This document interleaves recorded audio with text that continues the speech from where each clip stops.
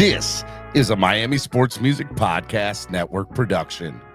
This is the #1 Miami fan morning show. Clock Blockers, let's go.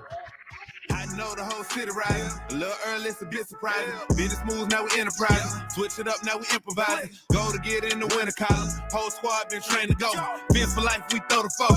Singing this just to welcome bro. What up, baby? Time to grind, time to shine. Good morning. It is Clock Blockers, the #1 Miami fan morning show. I am your host, Stephen D. Good morning to my Finlaws and my family. How y'all doing today? It is Throwback Thursday right here on the Miami Sports Music Podcast Network.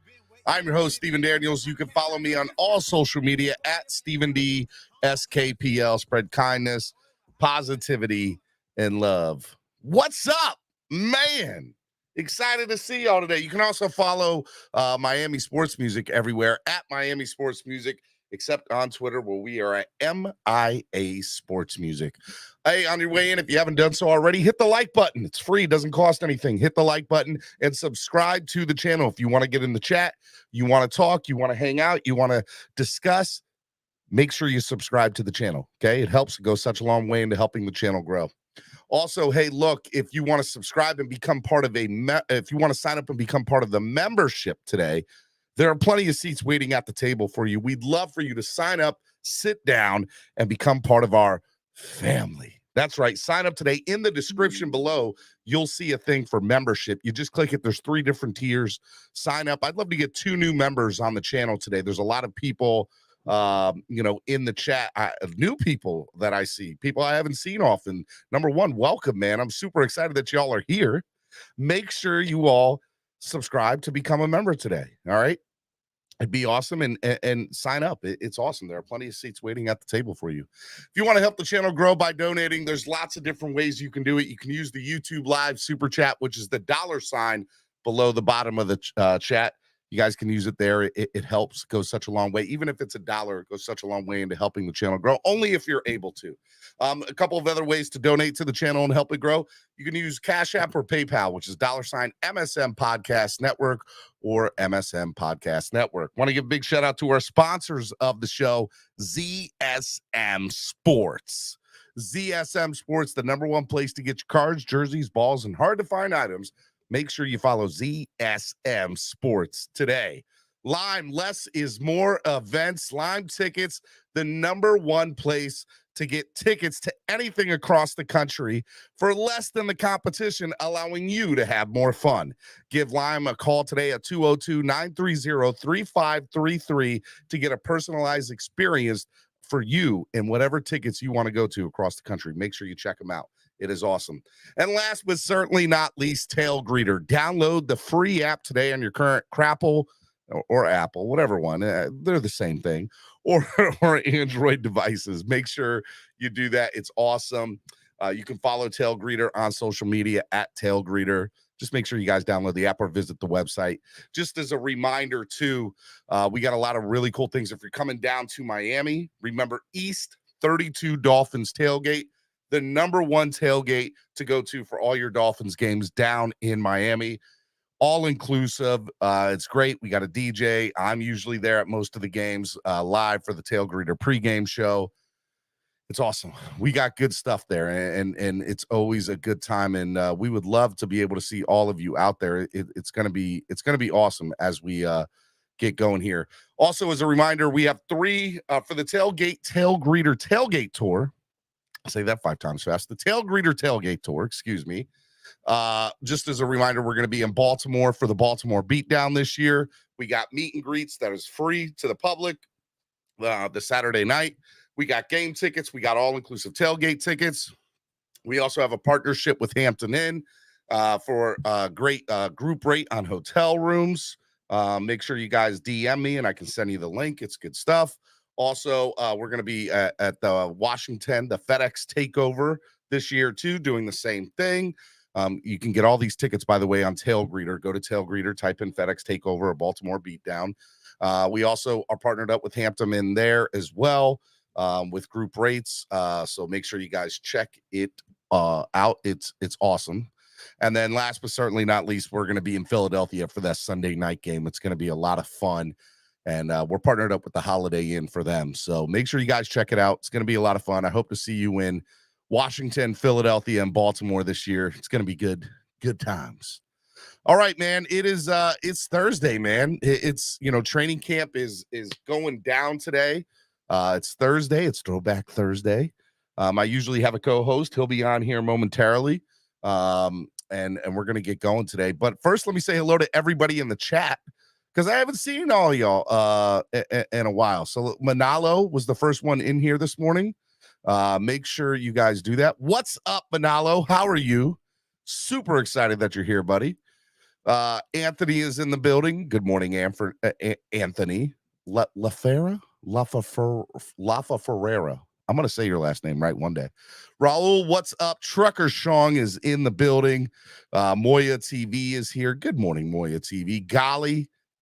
What's up, Gally? What's going on? How are you? J Baby is in the building. 305.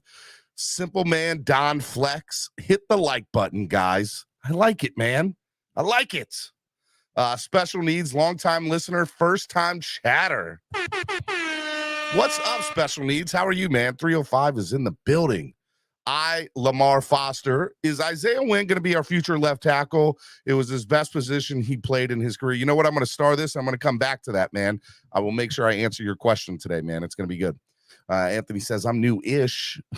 J Baby says he's new to the channel. Shout out to you, J Baby. Super excited that you're here. Let's see here. We got we got Manza Chill, by the way. What's up, Manza Chill? South Sports 420. No, Apple for the win. No, we're Android people here all day. Forget you Apple people of the world. Flava J is in the building. Miami Fan Talk Show. What's up? Make sure you go check out his channel. It's good stuff. Flipside Fishing is in the building. Love you, Flipside Fishing. Missy, man. How you doing? We got who else we got up in here today? Dolphins State of Mind. Good morning, Steven. Like it. Miami Fan Talk Show says he's out at camp today. I'm going to drop the link for some of y'all if you're at camp today. Or you know what? You can DM me. Just DM me. And I'll make sure I get you the link if you're at camp today. Because I want to hear from you. I want to know what the vibe is. And we'll get you on at some point during the morning. What else we got here, man? High energy this morning, Steven. I like it. Yes, man. It's all about the energy. It's football season. Do you understand? Look, tonight, I know it's not real football, but NFL football is going to be on the TV tonight. It'll be a lot of no-namers and people that won't make NFL rosters, but you know what I'm talking about, okay? So make sure y'all do that. Hey, no, if you're at camp, DM me at Stephen D. SKPL on Twitter or Instagram, and I will make sure I send you the link. Let's see. We got 305 Dolphin. What is up? Colin LaRoche. Good morning, Stephen D. Fins up. Color La Ferreira. La Ferreira. I said it, Color. Wade D. Experience says, yo, bring me Cook, please. Prayer hands, fire emoji, Dolphins emoji. I like it. Gally, I am from Texas. I'm looking forward to coming to Miami for a few games. Gally, I'm super excited that you're coming. I hope you come hang out with us at East 32 Dolphins Tailgate. It's going to be good. It's going to be good stuff. Let's see here. Adam Sadowski is in the building. Newfoundland. What's up, Newfoundland? Morning, lads. Fins up, fam. Let's see here. I said it, Anthony. I told you I would get it, bud. I told you I would get it. All right, man. A lot of stuff going down today, man. I'm super excited about it. I got people texting me. Okay, I got a lot of people texting me. This weekend is Hall of Fame weekend. Obviously, the Hall of Fame game tonight. Browns and this team from New York. The I don't know what they're called. They're a horrible green team. Maybe you've heard of them. We hate them over here in the AFC East, but they're playing tonight. And then obviously our boy Zach Thomas is gonna get inducted this week. So I'm super stoked about that. That's gonna be a lot of fun. All right, it is Throwback Thursday, and that means I have a co-host, and he does run East 32, the best Dolphins tailgate in the land. Without further ado, let me bring in my brother from another mother, my co-host, one of my best friends, ladies and gentlemen, Mr. Cameron 954. Whoa, good morning, Steve. Good morning, Clock Blockers fan. Busy morning. What's going on, buddy? How are you? Good, man. How are you? Doing really good, man. Doing really good, man. Excited. Football season is in full swing, and training camp game tonight. Finally, I'll watch about the first 5 minutes of that game, and then I'll be done because I'm like, who cares about the 6 and 7 stringers of the Browns and that team from New York? But yeah, man, I'm super stoked. You got your Marlins gear on. You going to the game today? Perhaps. It's a 12-10 game. So somebody's going to leave the show early to go to the Marlins are more important than me. I see how it is, Cameron. I see how it is. No, my daughter's more important than all of us. Oh, okay. Well, see that. Of course. She wins. We got a week left of school, and it's the last summer day game before school starts. And so perhaps we'll go down there. Hey, man. And she did achieve so this game there's a special promotion. They gave 2 free tickets to everyone who had perfect attendance for last year. Did they? Yeah, for school. Oh, that's awesome, man. Yeah, so 2 free tickets went out to all of those kids in Broward County for this game that had perfect attendance in their schools this year. Oh man, that sounds like it's going to be good times. My daughter, I don't know if you saw my Instagram thing. She did a baseball clinic at one of the minor league teams here for the Orioles. It was awesome, man. So cool. She did the whole day. She did batting practice, fielding drills, pitching drills with all minor league baseball players for the Orioles. It was great. That's awesome, man. Yeah, man. That's how they get the bug. Oh man, it's my 7-year-old daughter is like, are we watching the Orioles game tonight? Are we gonna watch the Orioles game? So she's all about it, man. I love it. I can't. My son could care less about baseball, but my daughter loves the game. I love it. Real quick, we'll just talk about it real quick. We're not going to do too much on it because everybody that's watching right now is here for football, and I understand that. Yeah. But what did you think of the trade deadline trades, man? Well, you got to recognize, what the Marlins did. Instead of being passive or selling, for once they recognize that they're in the wild card hunt. They went out and got a couple closers last week, and then at the trade deadline, they pulled off a flurry of trades. Sending, fan favorite Koopa Loop over to San Diego, along with Sean Reynolds, who's a minor league fireballer for David Weathers, who his father coincidentally pitched for the Marlins, which is pretty cool. He went to AAA and he's a live left-handed arm. But the 2 bigger acquisitions, they dumped the contract of Gene Segura, who, by the way, was ultimately released the same day from the team he got traded to. Yeah, and listen, Gene's a good guy. He was just having a really bad season, not playing up to the expectations that the Marlins or Kim Ng had, and they were able to acquire for Gene the first baseman, Josh Bell, who coincidentally hit a home run and went 4 for 5 last night. I know, crazy. In his first game back. And if you watch the post-game interviews, it was pretty cool.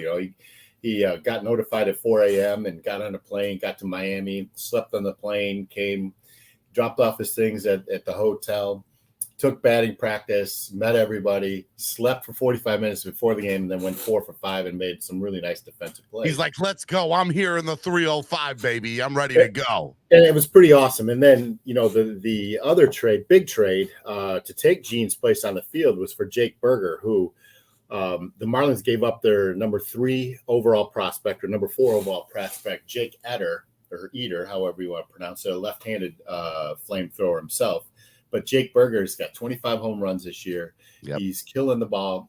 They made burgers last night at the ballpark $5 instead of the usual $5 burgers. How cool was that? I know. I saw this that. This guy's, he's locked up for the Marlins for the next 5 years. They control him. So last night's game was pretty exciting.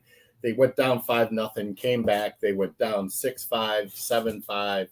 8-7, they took the lead. The Phillies tied it, and they ended up winning in extra innings. It was a really, really exciting game, and the kind of game that maybe catapults them to a win streak. So, be exciting out there today. Do you think it's going to be enough to compete in the wild card in the National League? Well, they're already in the wild card. I think they have the second. I know, but you get into the end of the you get into August, the dog days of summer, and And obviously the month of September, you really find out what your team is about in baseball. And, you can compete in the first 3 months, but it's all about being healthy and winning those last 2 months in order to get in. Well, that's what's so exciting, for Marlins fans, is because they have the opportunity. It's right there in front of them. And Kim Ng, their general manager, went out and got the things that they needed. She did great. I think she did great with this. 2 big bats, and David Robertson, the closer, he's given up 2 home runs and blown 2 leads, but he'll be all right. Lopez, the reliever they got from Minnesota is really good, and he closed for the Orioles a couple years back and was excellent. So, yep, she did really well at the deadline. I think so too, man. It'll be exciting to see what the Marlins are going to do, and I'm excited about it. We're going to get into more baseball talk next week when we have Cam K on to talk more baseball. We're going to have our big baseball segment next Thursday, so guys, be on the lookout for that. We'll get into all the trade deadline deals for Verlander going back to Houston. Obviously the Orioles making a trade at the deadline for Ryan Flaherty. We're going to talk about the Dodgers trying to get Eduardo Rodriguez and him putting the Knicks on the deal. We're going to get into all that next Thursday. So and at that point we'll have a week of people in their new places and in their new cities and how it's kind of working out in that first week. So all my baseball fans, tune in next Thursday for back-to-back a baseball segment on the morning show, because we're going to get into everything. We'll talk about how the Mets unloaded their entire roster. And before we get off the baseball subject, one last thing, because I am a diehard Cubs fan. The Cubs scored 36 runs in the past 2 games, which is the most runs in 2 games consecutively since 1900. They had 7 home runs last night and 8 the night before. That deserves one of those. I mean, that's crazy. That's impressive. That's impressive, man. All right, Miami Sports Music's #1 Miami fan morning show, Clock Blockers, right here on the Miami Sports Music Podcast Network. One other thing that's non-football related, just want to talk about real quick. Messi scoring 2 goals last night. He's played in 3 games for Inter Miami, and they have 3 wins. They're on fire when he's he is a difference maker. He is the best player in the world, and understatement of the year. He's fun to watch. He makes it fun to watch. I've watched 2 games so far, and I've just been in awe. And they were in Orlando yesterday, and the atmosphere there was just absolutely bananas. Well, and he's doing exactly what the MLS wanted, and why he was signed, to this team. And it just wasn't about Miami. It's about, Messi lifting up the whole league around the country. And it's Inter Messi, is Adam Sadowski there in the comments. Inter Messi is exactly spot on, because he is by far the greatest player that's ever played in the past 10 years in the MLS. And I mean, I think behind David Beckham, and I think he was better than David Beckham was when he came here. Well, it's weird to say, because he got paid like $500 billion, it seems like, and it seems like that's a steal for what he's doing. I know. It's crazy. It's weird to see him in this league, because I've watched him on such a bigger platform for so many years, playing in 80,000, 100,000 people crowds, and now he's playing in front of 20 and 30,000 people, crowds. But he's fun to watch, and the 2 goals last night that I watched from him, I was like, he's just better than everybody on the pitch. Like, he's 100% better than everybody on the pitch, and it's not even funny. You know what? Manolo Ribeiro, right there in the comments, hit right on the head. What? Messi is the MJ of soccer, the GOAT. Oh yeah. I'm not going to argue that. I won't argue. He's not the MJ of soccer. Yeah, he is. I won't argue that. He's he is. James of soccer. Okay, he is the MJ of James of soccer. Manalo, you almost got me there, Manalo. Okay, he might flop like LeBron. You better put some respect on that man's name. Okay, he might flop like LeBron. All right, let's get into football talk. That's why everybody's here. We're in training camp. We got some people at training camp. CB83, who's live on his channel, is going to join us after practice, live from practice. I'm hoping to get a couple of other people on that are at practice onto the show today, Miami Fan Talk Show. He's going to come on live from practice, tell us about everything. I got Twitter updating with the news. But obviously there was some big news that went down in the last 24 hours, and that is Miami signing two people. They signed safety Miles Dorn, who's a big special teams guy from the Minnesota Vikings and does nothing but ups the special teams, which has been towards the back end of the league for the last 2 years with Danny Crossman leading the helm there. And then we also signed linebacker Mike Rose, who I just think is a camp body. And I was kind of surprised seeing that this morning that they signed him, because I thought, did they open up a spot by releasing they released Michael Turk as well. And I know that, Jason Sarney was big on Michael Turk, and there was a couple of people that were big on Michael Turk. You were too. So, but they released him, and I thought they were making a roster spot for somebody in particular from Minnesota, but I didn't think it was going to be Miles Dorn. What are your thoughts about the Miles Dorn, Mike Rose signing? Well, I think you hit the nail right on the head with Miles Dorn. He's a camp, but the linebacker, what's his name? Mike Rose. Mike Rose, yeah, I think he's a camp body. Miles Dorn, the safety, has a chance of sticking, because of his special teams. He played for the last 2 years with the Minnesota Vikings and was primarily a special teams guy, but made some ridiculous amount of tackles on special teams in the NFL for them. So, I think he's going to be a great asset to the team. And for me, one of the things that I said this year, I said, look, hey, if somebody wants to make the team, a way that they're going to make it is through special teams. And it's been we have not had great special teams. So if you don't think that Vic Fangio is going to play a part in some of that, with some of these guys, him being able to keep some people on the roster for the sake of having better special teams, Miles Dorn is going to prove that. And by the way, to me, that's a linebacker. That means somebody else is probably out the door. That's less of a chance of Aubrey Miller. The long shot of Aubrey Miller making the team was already a long shot, but now that Miles Dorn here, it's even more.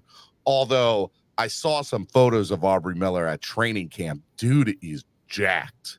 Like he's big guy. And man, it's definitely interesting to kind of see what they got going on, man. The linebacking core is going to be interesting now, right? Like you got the likes of Tyndall, who, by the way, Navarro Bowman was at camp this week, helping out. He's got a relationship with Channing Tyndall. I mean, Vic Fangio, and he was helping Channing Tyndall make that next step. So that was pretty cool too. So I was excited to see that, man. But bringing in somebody like who they brought in, Miles, what does that mean for the rest of the linebacking group of Malik Reed, Duke Riley, Channing Tyndall, Cameron Good, Jerome Baker? Competition's good, like it just sharpens, steel sharpens steel. So hopefully, the Vic Fangio identified a need for more bodies and probably to step up the competition in camp, and he brought in a guy to do just that, push the other players. Well, I think it's going to be good, for me, but I really want to see somebody like Aubrey Miller make the team. So look, the first preseason game, I'm excited to watch the third and fourth quarters, because I want to see Cameron Good, I want to see Aubrey Miller, I want to see Duke Riley, who by the way, I think Duke's going to get a lot of playing time this preseason, because I think he's a bubble guy. A lot of people don't think he is. I think he is, just because of who's here. I think he's got a guaranteed contract, doesn't he? I don't know. I'd have to look at say he does. Yeah, but there's only so many linebackers that they can keep, Cameron. And Malik Reed is Fangio's boy. And only so many people can stay on the roster. Duke Riley he like, this is his third season, second and a half season with the team. He's proved to be, a solid contributor to backfill any injuries, plays special teams. He does the little things, right? And those are the type of players you don't get rid of. I would say behind, Jerome Baker and David Long, he's probably the number 3 on the depth chart for the linebackers. You got to put him ahead of Tyndall and Malik Reed at this point. And going back to Aubrey Miller, who's a fan favorite, the kid from Jackson State, but you got to think, he has to really, really outplay Duke and Malik and Channing Tindall just to make this squad. Having somebody like Navarro Bowman come in is very interesting because I think that Navarro Bowman, I like seeing other former players come in and help out with the development of players. And I said, for me, with Channing Tindall, he needs to make a huge step from year 1 to year 2 in order. It sounds like he is. Yeah, I mean, everything I've read in the first week, there's a lot that people are liking what he's bringing. So, look, having Navarro Bowman there, I think adds that. All right, let's talk about Eli Apple. Eli Apple was signed earlier this week. I haven't got your thoughts on that. What do you think about Eli Apple signing a 1-year deal with the Dolphins? You know what's funny is that he slots right in as the starter at the right cornerback opposite Xavier Howard on the depth chart, which is interesting to me. But I'll tell you this. I was more interested in the Tyreek Hill reaction to it, and it was really refreshing to hear Tyreek say, man, he's a dog. He's what this team needs. He welcomes Eli Apple. And when he was asked, like, you guys have beef, he said, Eli Apple is a marketing genius. He said, all that was really just media-driven hype, and they're tight and they're good, and he's happy to have him on the team. Miami Sports Music's #1 Miami fan morning show. Today is Miami Dolphins training camp live reaction. And a few minutes ago, our head coach took the podium for his, daily press conference. So we're going to tune in live right now to his press conference. Good, I can eat.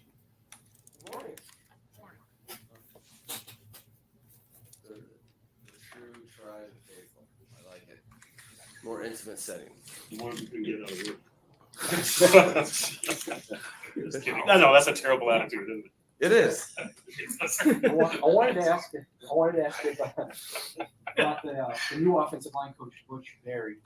What have you noticed, learned, observed in regards to his method of teaching and motivating?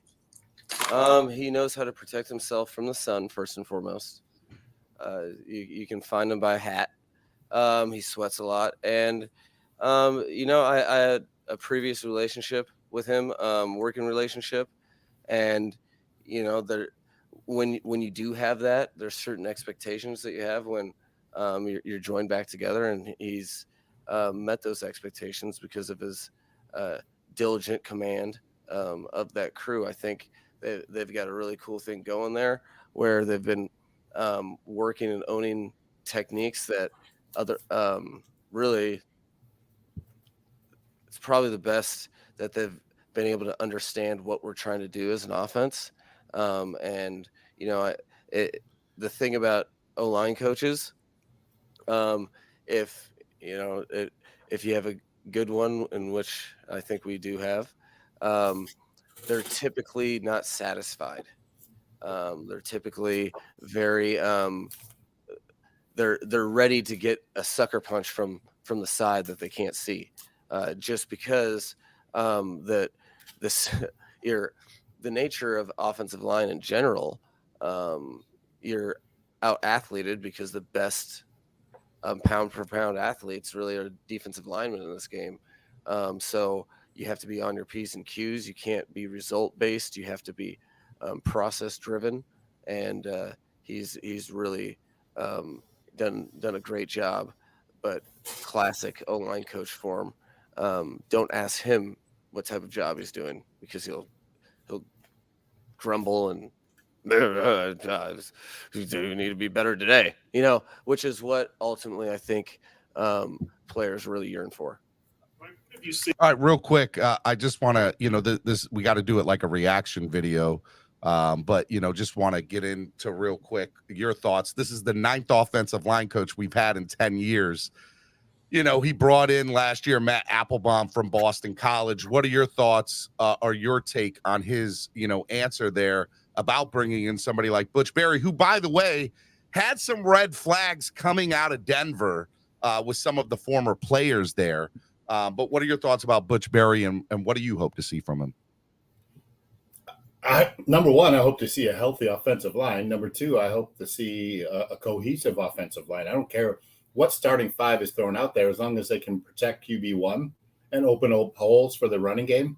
I just want to see an improved offensive line. I don't care how we get there, who's playing the positions. I notice Isaiah Wynn is, ahead of Austin Jackson on the depth chart. The depth chart, I saw that too.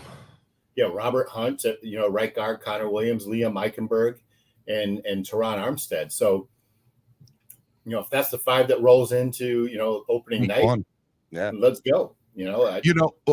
For me, the measurement is going to be two things, and one of them is how well it's kind of 1A and 1B, right? With the first thing, it's how well do these guys play together, as far as are they starting every week together?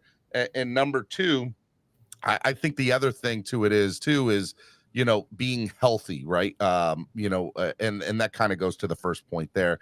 The second thing is we're not going to know till the end of the year, and that is, does Butch Berry retain his job? Because that we need, in order to have a good offensive line, there needs to be consistency.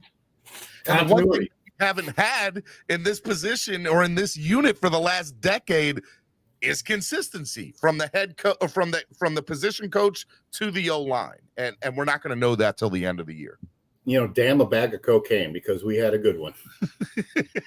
No lies told there. No lies told there. All right, let's keep on going. This is Training Camp Live. Coach Mike Daniel presser reaction. Seen from Liam Eichenberg so far, and what have you wanted to see from him at this stage? So year two is very exciting for multiple reasons. Like what we do from an offensive line standpoint, there's some trust fall involved where you're like, okay, we don't want you to just block this person safely. We want you to aggressively attack, thereby making you vulnerable. That can ebbs and flows. We felt it last year. The players know it. That sometimes when in the heat of battle, you revert back to things that we don't emphasize. Well, that doesn't mean those things were bad. It means now you're off with your teammate who's trying to do it it's the synergy of it. And he's really, really taken a step forward that way. Year two, since you do know what words mean, what play calls mean, what how we communicate, how we target, aiming points, timing. Since he does know that, he's been able to do some things we were unable to do in year one, that I was adamant that we didn't do in year one, which is move him around a little bit too. And he's I really love where he is at in the progression, but again, it is a progression that's long, because you can't. Okay, love it. Love when the internet does that. It like I was alluding to before. We're trying to do stuff at a high level that you have to really kind of empty all of the old thinking and can't revert in the heat of battle. That's where our biggest problems came, were people reverting, and he's right now doing a great job, but you have to, what's going to happen when you're like the D-line's turned up today? Okay, then what's going to happen next week when you have different people? Those are the things that are monumental for him, as well as all the guys that have been here, to really make sure that what we're doing on a day-to-day basis is ingrained and not just a practice technique. Same question. That's Austin being, he was out longer. I got to see less of him. And it's been exciting for him, because what he hasn't done, what you're fearful of, case in point, you guys are all, I know there's several guys that are very locked into one-on-one pass rush. And what happens to young offensive linemen, especially when they're in an important year of their career, is you go and set on somebody and it doesn't work. It actually is quite the opposite. You get up and under or do something like that. Typically, the response is, okay, I'm not doing that again. And where he's at is he can turn and have a football conversation with myself, Frank, Butch, or Lem, or Mike Judge. He can have a football conversation of what just happened so that he can do the technique he just did better. He's flashed some really good things. And then there's been great teaching done by the defense when he hasn't done things correctly. So he continues to get better. He is a better player than he was last week. And that's where I'm at with really all those guys. We have a lot of competition across the board in the offensive line room. So everyone's having to really go after it, which is a cool thing as a coach to witness. And right now we are in practice 7 and we have 3 opportunities to practice against each other before we practice against an opponent. So that's what we're focused on today for him. Today, Junior. I don't think there are many people who've had a better camp than Christian Wilkins. Every day he seems like he splashes. The fact he's putting on this kind of performance in a contract year, what does it say about him that he's out there? Some of his peers are holding out. He's out there playing his butt off. No, it's classic Christian. He goes about his daily business and gets satisfaction on earned things. He doesn't. That's not in him. I think his teammates appreciate that. They know that when he comes to work, they're going to get his energy, and we've learned to count on that. I wanted to address something, bring up old stuff that happened. Here's Omar. But I really just want your thought process. Thursday's practice, there was a heavy blitz practice from Vic. Does Vic have those conversations with you before the practice, or does he like surprise? No, so there's that can happen organically in like a non-scripted period, depending on what the emphasis of that day is.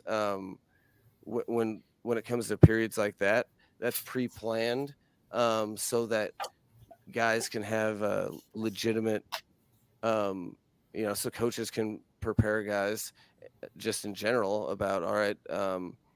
And it's said like on the practice phase. So that period you're speaking of was a pressure period, and that allows for us to work on the stuff that gives us issues with pressure, as opposed to just throwing plays out there, so that both sides can be challenged appropriately.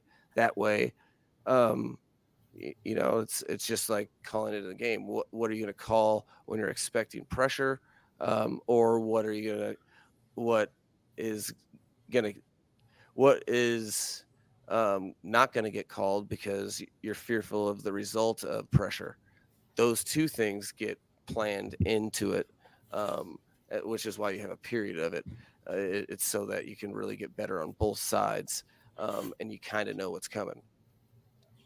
All right. One of the things I kind of want to touch on, I know it's kind of tough to listen to some of his press conferences. I love Coach McDaniel, just to be fair. But, sometimes they can be a little long-winded. Here's what I appreciate Omar's question, because one of the things that people said the moment Vic Fangio became the defensive coordinator here is we have another head coach in the building. And so there's 2 head coaches, essentially. There's one for the offense and there's one for the defense. And how will they coexist and how will they kind of work together? And I said when that happened, I said, I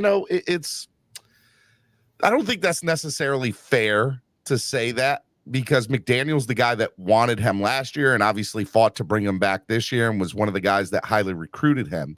And I think that, Fangio understands his role here, but I do think he's in charge of the defense and the way that works, right? I don't think McDaniel's going to put his hand in the cookie jar. He's going to let Fangio do his thing. How do you think before, during, and after practice over the next several weeks in training camp are going to help in November, December, and hopefully January and February? I mean, from a coaching standpoint, like how of course, because just hearing his reaction there, he's like, well, he's not really telling me that they're doing that, but he's exposing things, and that's a good thing to find out now, right? If there's an issue or not an issue. It's a pretty complex answer, I think, to this question, and I think you have to step back and understand. Mike McDaniel is the head coach, right? Like he hired Vic Fangio. And I think they go out of their way to deconstruct the narrative that there's two head coaches on this team. Has Vic Fangio been a head coach in this league before? Sure.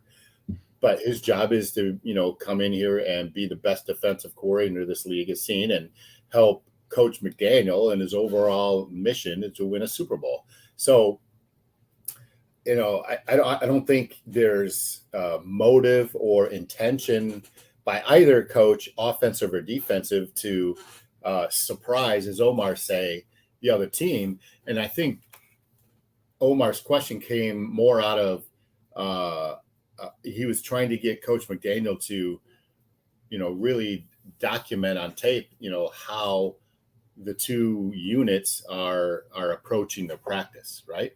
I don't think it's so much, that Vic Fangio is trying to pull a fast one over on Coach McDaniel as, maybe Omar was insinuating. I think, Coach Fangio has his intentions and goals, by certain days during the training camp and up to the, preseason and then following to game one. And none of that includes, throwing landmines at, Coach McDaniel during the scripted portions of the practice as Coach McDaniel outlined. I would 100% agree with that. And I think that he kind of hit the nail on the head there with that. I agree with you with that. All right, let's keep on going. This is Training Camp Live, Coach Mike McDaniel's presser before they get out onto the field today. The fans are already there. I've gotten people that are going to come and get on as soon as the team starts getting out there, which I think they are kind of now. But we're going to wrap up his press conference here, Coach McDaniel's. Saturday scrimmage, what will you be looking for from Tua in particular outside of the ordinary? Really in a scrimmage setting, you get to change the atmosphere. You get to there's extra people in the stands. You just get to ramp up in the progression, and in those moments, you want to see someone live in what they've been working on. Anytime, by happenstance, a situation comes up that, which almost every day in practice it does, where this is similar to a situation we've had before. The coaching development and scrimmage games is a wonderful opportunity to see where guys are at and to coach, because if anything changes from or deviates from the plan or what we've been talked about, you can bring it up. And then if it doesn't, that's empowering, it's solidified. So just any little detail that you can kind of change things up. I think there's valuable coaching things to see. And that's what I want to see from him and a lot of other guys that way too. Last year, Cameron, the Miami Dolphins had 3 preseason games and a couple of inter-squad practices, and it was the first year of them installing Mike McDaniel's offense, right? And what became a top 10 offense in the NFL, having 3 quarterbacks go through it, mind you, we didn't learn a lot from the inter-squad practices in the preseason because some of the people that flashed in those areas, they didn't end up getting a lot of playing time as the season progressed. Easy E. Obviously being a prime example, right? Well, this year we have Vic Fangio, who's installing a brand new defense. what is your measuring stick, or what is the gauge, or what are the things that you're looking at over Saturday scrimmage, going into the first couple of preseason games, that for you got to take it with a grain of salt and say, okay, look, this is just a preseason game, but here's what I'm going to look at with some of these players, especially in the third and fourth quarters with some of these backups that might be bubble guys? It's a great question. So I'll be at the scrimmage on Saturday. Okay. So I'm looking forward to looking at who's starting. I'm looking forward to seeing who gets the most time beyond the first stringers that we know of. And I'm more excited to see the defensive formations that are rolled out in this scrimmage. Because obviously, not everything is going to be exposed. Saturday or, next week against the Falcons, or, up until maybe the second or third, preseason game. Even then, they don't reveal anything. So much more is done, in the practice, especially when the media is not there, when the media is not allowed to film. So to answer your question, I just want to see personnel formation, packages, who's on the field at what times and what kind of formations are run. They didn't show a lot of that on the offensive side last year. They were very, very vanilla offenses. Should I expect the same? Should we expect the same on the defensive side with Fangio, because he doesn't want to put a lot of things on tape yet? I would expect that. Yeah. I mean, it's safe to assume that. I mean, that's how all coaches think, right? Yeah. Like I said, more is done during the installations at practice than I was watching, Denver's coach yesterday talk about this very thing on the NFL Network about how the installs are done Monday, Wednesday, and Friday. And Monday, Wednesday, and Friday in Denver, Sean Payton has no film policies. So, that's just one way, an NFL coach handles those things. But it's safe to assume that's when, they're really getting down to the nitty gritty, installing packages that are going to be used during the season and practicing on those things. And the last thing I do want to talk about too, this being year 2 with McDaniel, and he kind of just alluded to it in, in his reaction here. What is your thoughts on what can the offense do to get better? Because it's not necessarily, hey, look, the teams know how this offense is run now. They know what's going to be executed. We know that it's predicated on speed, correct? And being in the right place at the right times. So what do you expect from the offense over the next, the scrimmage on Saturday and several, that you're like, okay, they're not worried about putting stuff on video because it's already on video. Now it's just getting better and maybe going deeper into the playbook. I think to answer your questions pretty succinctly, and my expectation is for them to improve based solely on the fact that they're there again. This is the second season underneath this offensive plan with, the same offensive coordinator, same guy calling the plays, the same quarterback, the same wide receivers, the same running backs, and essentially the same offensive line. So, Coach McDaniel and Tua stated this throughout the week, is that, the improvements will come out of familiarity. And Tua said yesterday, if last year should be considered our baseline because this offense is going to get better. And through the first 5 games of the year last year, they were, an all-world offense. So if he's sitting here and telling me that they're going to be better than that, we have a lot to be excited about. We really do. We really do. And I look forward to it. I think it's going to be a lot of fun. All the muscle he's put on. How do you think that might help him, and will you look for any of that on Saturday? Arm wrestling competitions. He's less prone to defeat. There's unintended consequences. He really took his training on his body serious this offseason for a multitude of reasons. And I've seen various things where there's just he has a little more short area explosiveness, where you're able to manipulate yourself in the pocket, at a more, explosive rate. He's also, I don't know this to be fact, but it appears by my layman's eye that he has more pitches in his arsenal. Like, he can layer stuff and drive it just with even more command than he's already pretty adept at, considering his accuracy. So I think it just overall helps him feel prepared and execute a lot of things, and the residuals are apparent and various. I wanted to ask about the QB competition with Mike and Skyler. Just from your experience, are you looking for anything from those two guys, or the backups in particular, than you would maybe a starter competition? Because anything change, you just all kind of use that. Shout out to Daniel. Interesting question, because there is what's unique about the quarterback position. There's so much stuff going on. You touch the ball every play, and if you're off, it fails.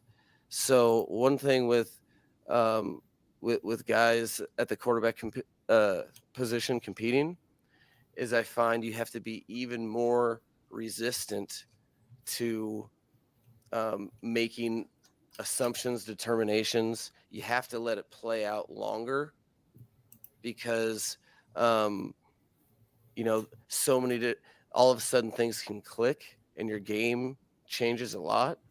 There's a lot of things that they've been coached in the past, and having an idea of what exactly we're trying to get done. Sometimes you don't know why someone's not completing something. And then all of a sudden it becomes second nature, and they'll do it 3 times in a row, and you'll ask them why. And it was because they were thinking about it in an inverse way, like very, very, very common. So you kind of have to be a little more patient with the process and let it all play out at that position, because as soon as you predetermine one thing, next day some guy will light it up, Coach. Hey, real quick, I just want to ask you, what are your thoughts about the backup quarterback position? Who do you see taking the number 2? Is it going to be Skyler because he started a playoff game, or does Mike White have a legitimate chance to be the number 2 here in Miami? I think Mike White was signed to be the number 2. That Skylar Thompson is still a developmental guy and was only pressed into action last year because out of necessity. Obviously, remember Teddy Two Gloves was injured too, so there was no one else on the roster, and Skylar was pressed into action way earlier than he was prepared to execute this particular offense in. So I think they like Skylar, but I think he's not better than Mike White. And Mike White is definitely a proven, now vet in this league, and somebody who can maybe execute this offense a little bit tighter than Skylar Thompson. Don't kill me, Pete. Pete will definitely kill you on that take. All right, Miami Sports Music's number 1 Miami fan morning show, Clock Blockers, right here on the Miami Sports Music Podcast Network. It is training camp reaction live today. I have about 3 or 4 people at camp live that will be coming on to the show as camp is progressing. Right now, from what I know, they're not on the field yet. So we're just waiting, and we're finishing up the reaction here of the press conference that just wrapped up here a couple of minutes ago. So we're going to keep on going with this. If you guys have any questions or need anything, put it in the chat. We're here for you. Hit the like button if you haven't done so already. Over 87 of y'all in the room, only 39 likes. Hit the like button. It helps. Okay, it's free. It doesn't cost anything. Just hit it. Hit the like button. All right, let's go. Let's keep on going with the press conference. The other day and talked about the idea of bringing in Eli Apple and talking to Tyreek Hill ahead of time, and chemistry and building a roster. I know fans often think like it's a Madden type of situation where you plug guys in, but I wanted to hear your perspective on the idea of building the right type of roster and making sure chemistry is right. Yeah, it's I've fallen victim of it as well in my life. It's one of the things I think is valuable of remembering all those moments as a fan. And remembering all those moments when I was a college player before I got coaching, that these are a collection of human beings that are that have all the ills and all the strengths of all of us. So when you and ultimately players end up shaping what your team looks like. The players are the culture, and when you're adjusting something that's so significant to their lives, which is the locker room, you treat it like human beings in every sense, and how that's going to affect other human beings. So I think we think a lot about the residual effects of in the whole development of the team, because we're recognizing that these are human beings, individuals that are all affected by things as well. So I think it's important to remember that human scope in the whole process. Factors going to the selection of the orange jersey recipient, or is it strictly about practice performance? It is about practice performance that day. There are underlying things, as a team, it's you're writing your own story. You don't know the answer to that question. Stupid So, question. What is I waste and my within question that for 500, story, Alex? There are things that go on all the time that the team's very privy to, and You better, reporter. And when someone is able Daniel to Fusi and make Omar Kelly had the best certain 2 questions plays so far based today. upon No, coaching, Travis based upon, does. hey, maybe Travis they had a messed good one, something too. up earlier, and then that factors in as well. But it is solely about somebody that epitomizes what we're trying to do that day. So the jersey is really a reflection of what our team wants and that person's effort that day. It doesn't mean that they were perfect or that they had the statistically greatest day ever. It's about doing their job that day and how it affects the team. And also, you're going to be the DJ. So, and the one thing that all the players know is we don't have any time for people their opinions really about your DJ set list, because if they don't like the music, then just be the orange jersey winner, flat out. So as much as it behooves me, there's some musical selections that I'm not super excited about, but if I want to do something about it, I better win the orange jersey today. Hey, I got a serious question, Steven. Yeah. When if the Dolphins miss the playoffs, Yes. how quickly does this fan base get tired of Mike McDaniel? Very quickly. It's not even close. Look, it's funny. I had this conversation the other day with somebody, and the question was asked to me, Steven, if the Dolphins don't make the playoffs, what happens? And we've talked about it on this show before. For me, Cameron, it's if they don't make the playoffs, I think everything is on the table. And I got killed for the way I said this by Von Joe yesterday on the show, but I think it's I think it's a very good answer, and that is if they do not make the playoffs, they have every right to clean house, because this roster's too good to not make the playoffs. I can also see a world, and people might kill me for this take, that if they make the playoffs and lose in a horrible game, that they might be able, that they could still keep their jobs. Like the way Buffalo lost to Kansas City with the Tyreek Hill touchdown a couple of years ago, if we were to lose a game in that way, it would suck. It would hurt. But we did last year when we didn't, when the time ran out. Are they cleaning house for that? I don't know.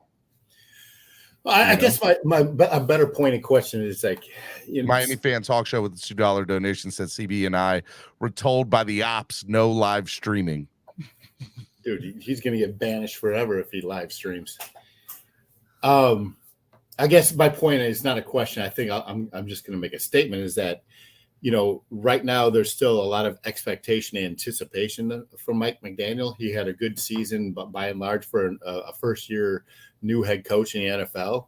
Mm-hmm. And there's a lot of expectation for him this year. And so I think we tolerate his style of communication.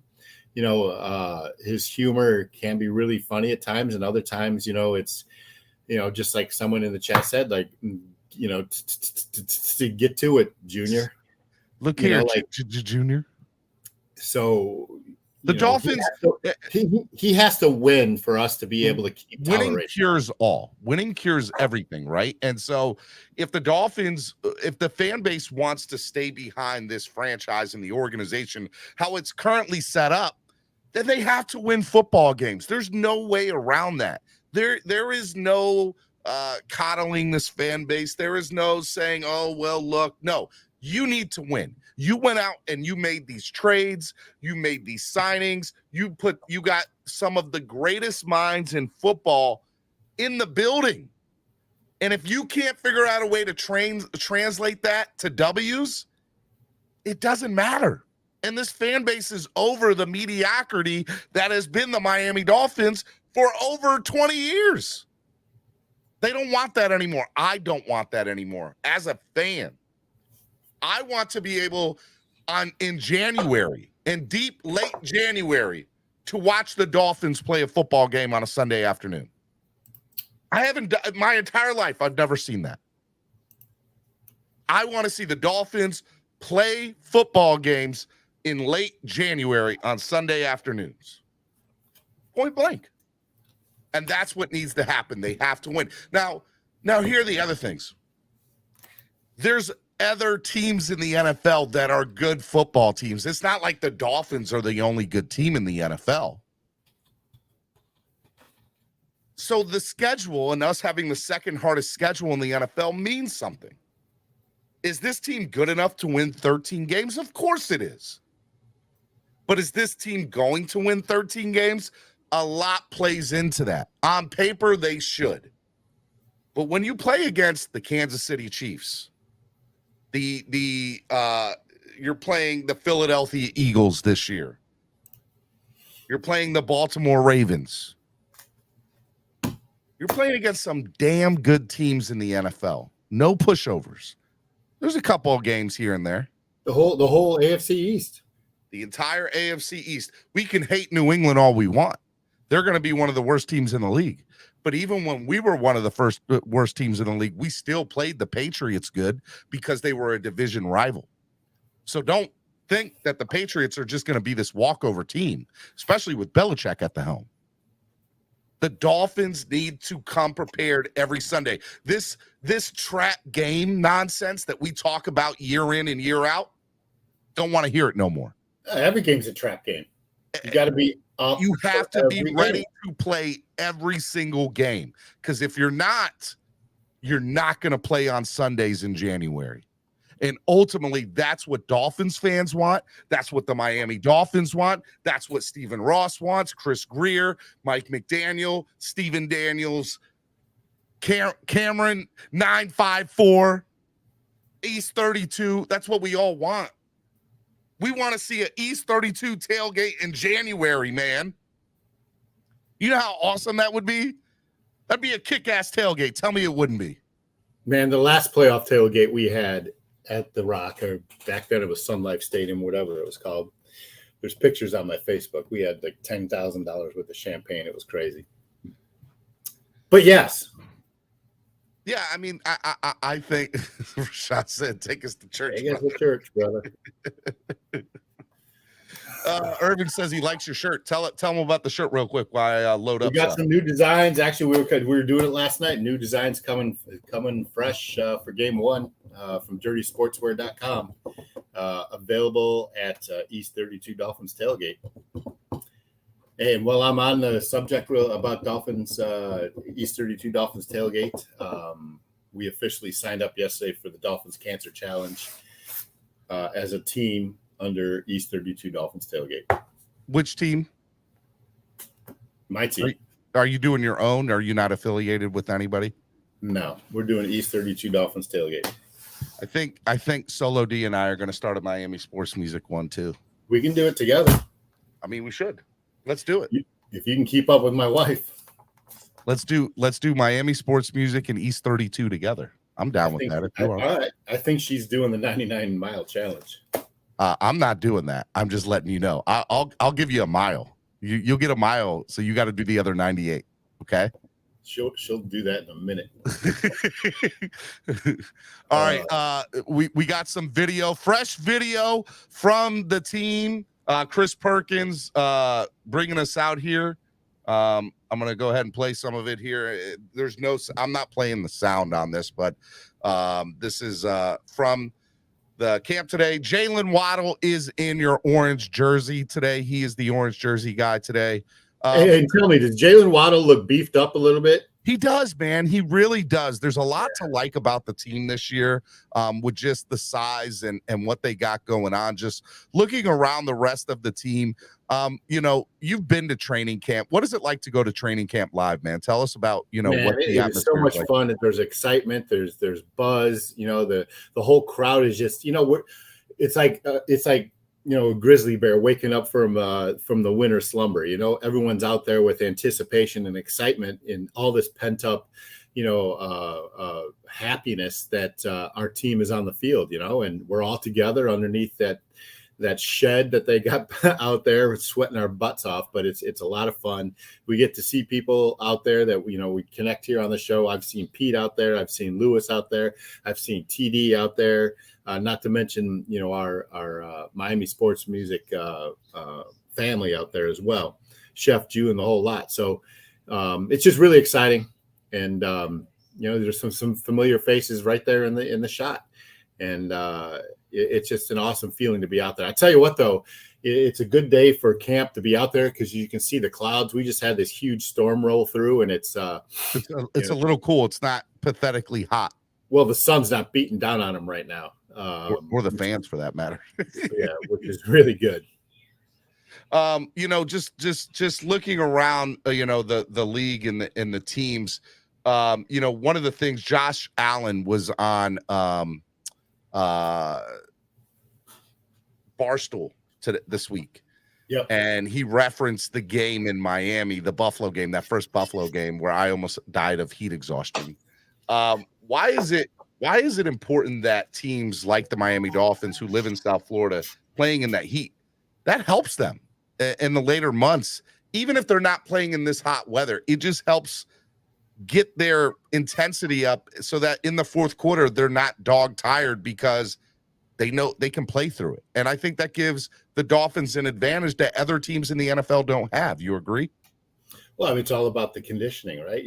And that's why South Florida football players in general, from Pee Wee League up to, through high school, why they excel, because they're year-round practicing in this heat and under these conditions, and it just makes you a better player, believe me.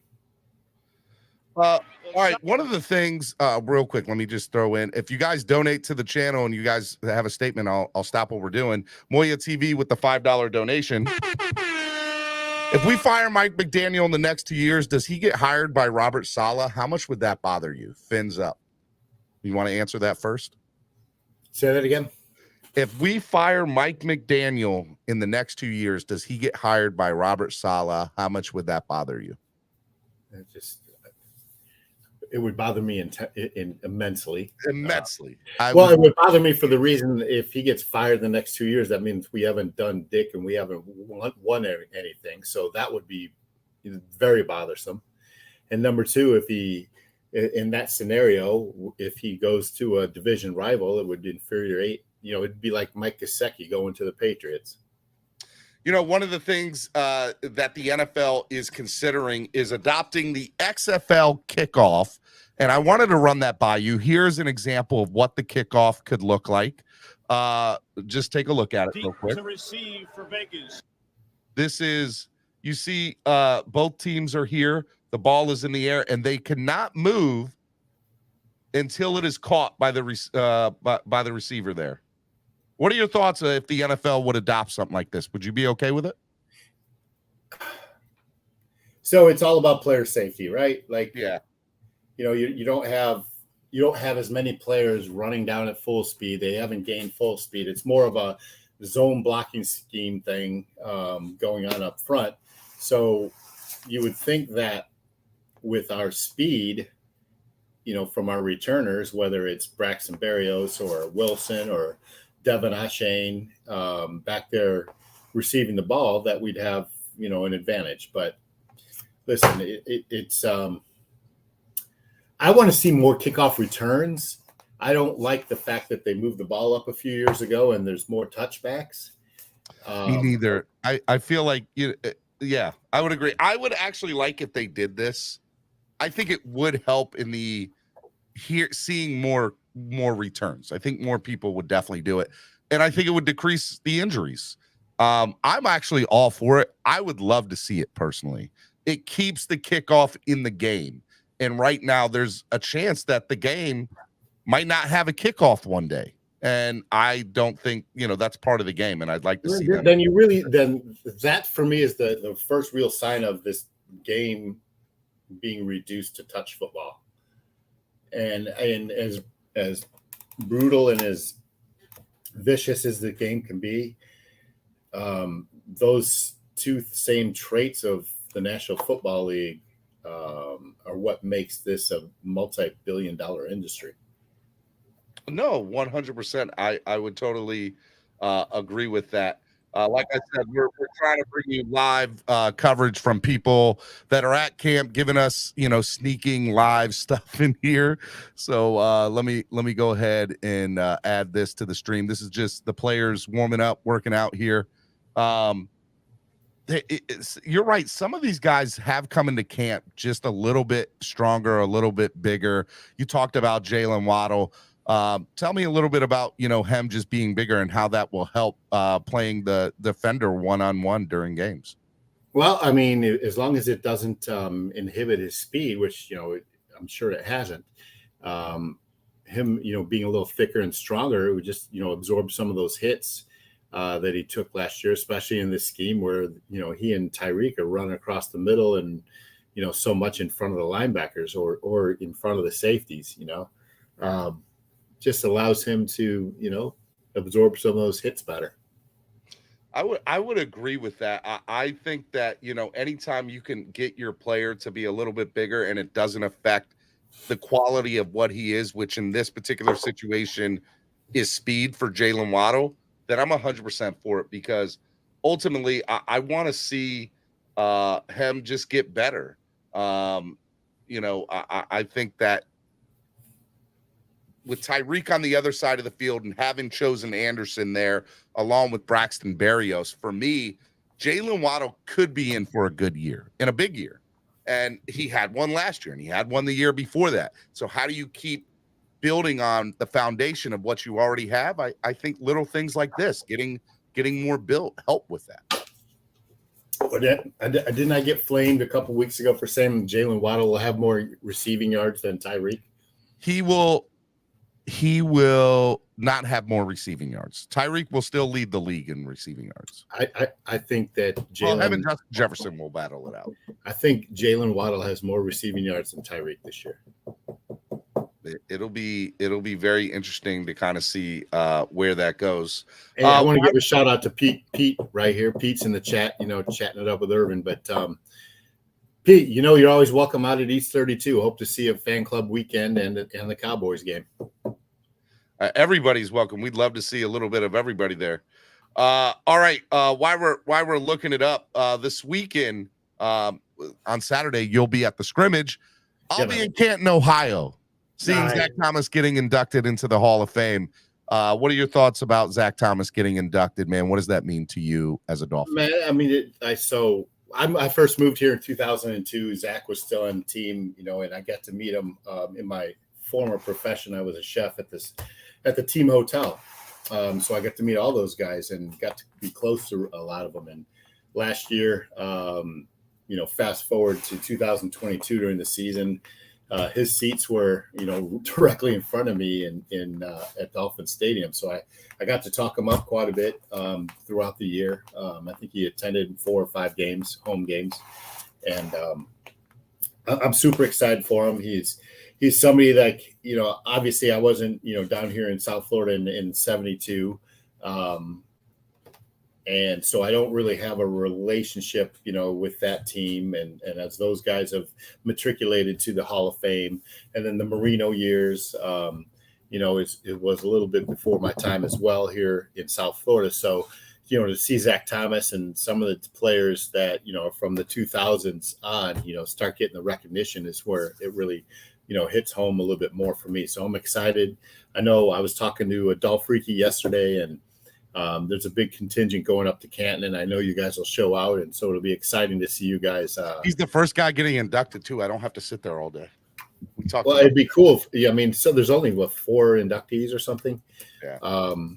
It'll be really cool for you guys to hear those speeches, and especially from Zach Thomas, because he's eloquent, he's emotional, he's somebody that you can relate to, and I'm really looking forward to his speech in that regard.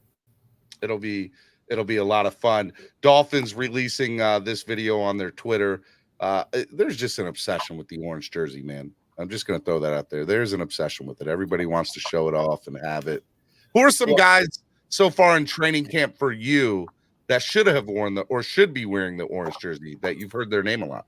Well, I mean, let me go back and say, we're all excited by the orange jersey, because that means, we want to see the players that we think should be leaders on this team and leaders in the terms of stats and leading us to W's. JD, the great one, became a member. Shout out to you, man. Welcome to the family. Welcome to the family, JD the Great. Go ahead. Sorry, man. We want to see those players do well, because that means if our star players are wearing the orange jerseys, then this team, by and large, is being lifted up by our leaders. And so, you want to identify Jalen Waddle as one of those leaders. So I'm excited to see that. Alex Ingold got an orange jersey earlier. Who else has worn the orange jerseys, Steve? Oh, man. Ingold. Has Javon Holland worn it yet? I don't know if Javon Holland did wear one because he was playing country music. Yep. I remember that. I think that was Monday or Sunday, one of these days this week.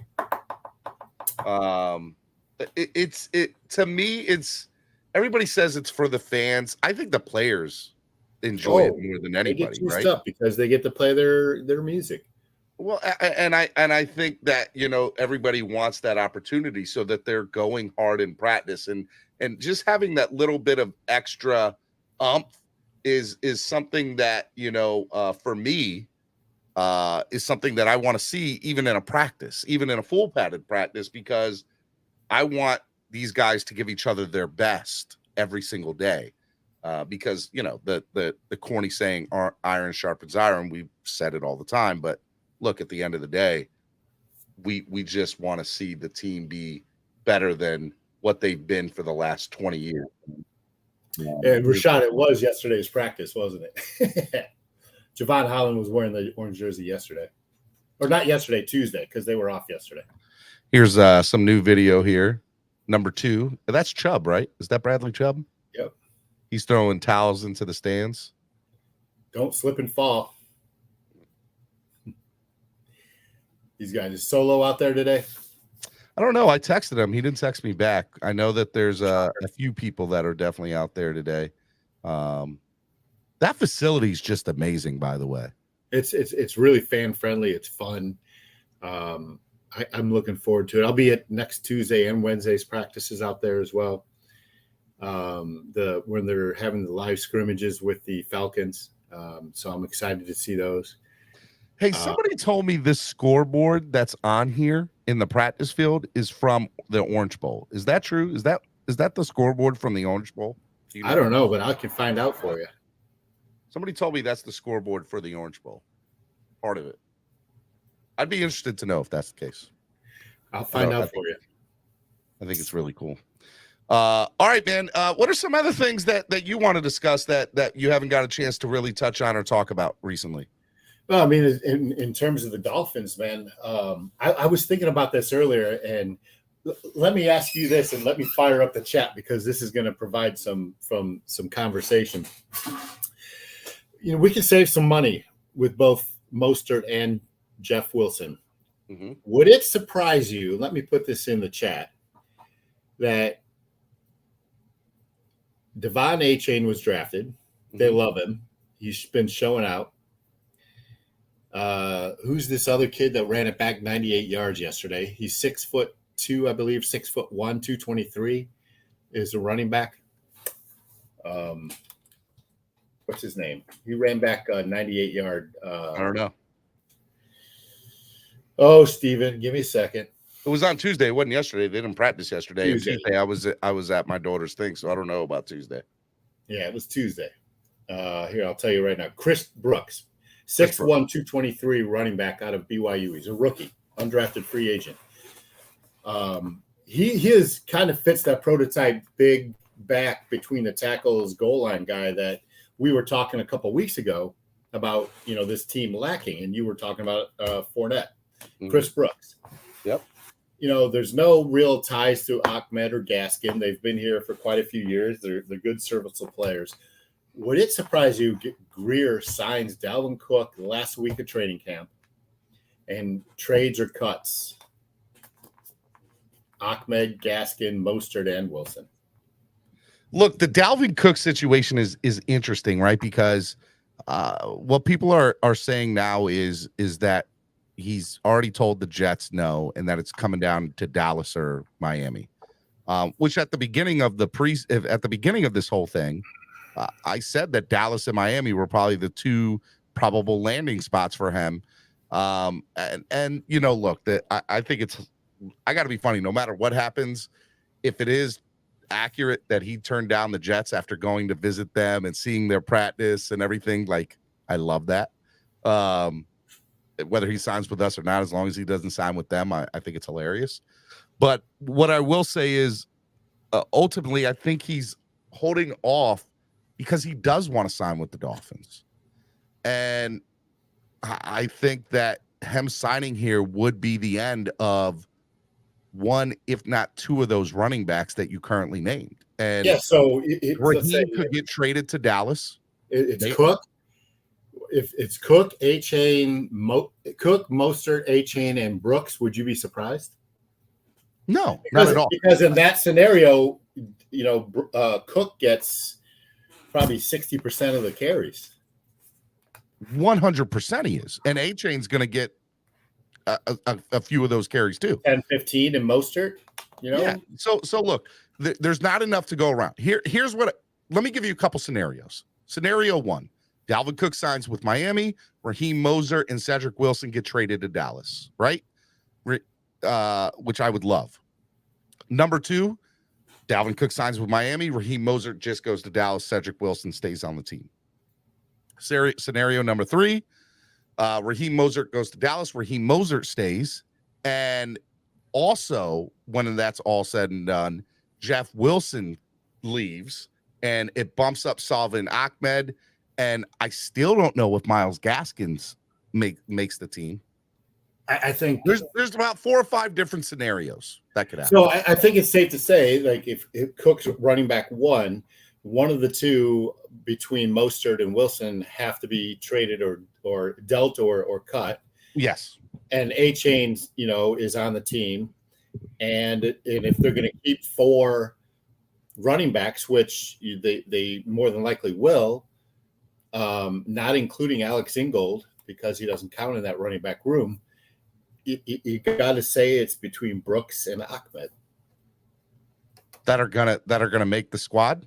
Yeah, 100%. They're gonna fight out for that last position. Gaskin is gone, I think, no matter what. I just want to throw that out there. I don't think he makes the 53-man roster.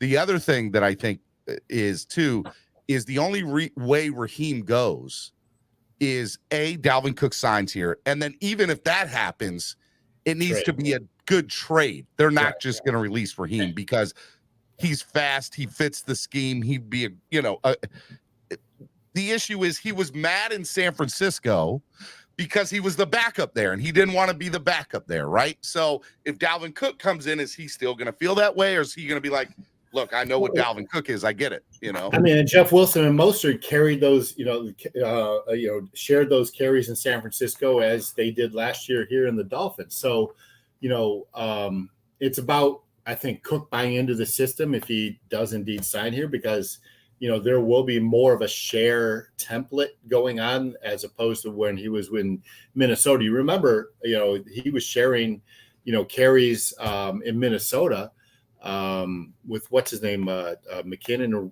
with the running back. But in today's NFL, and especially in this offense that Mike McDaniel runs, it's not a running back one situation.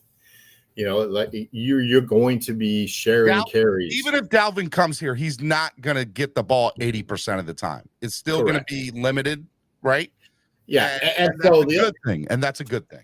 So if you look between, if you got to make a decision between Mostert and Wilson, Mostert, has 2 knee surgeries. He's 4 years older than Jeff Wilson. And Jeff Wilson was traded for a draft pick, I think a 5th round draft pick.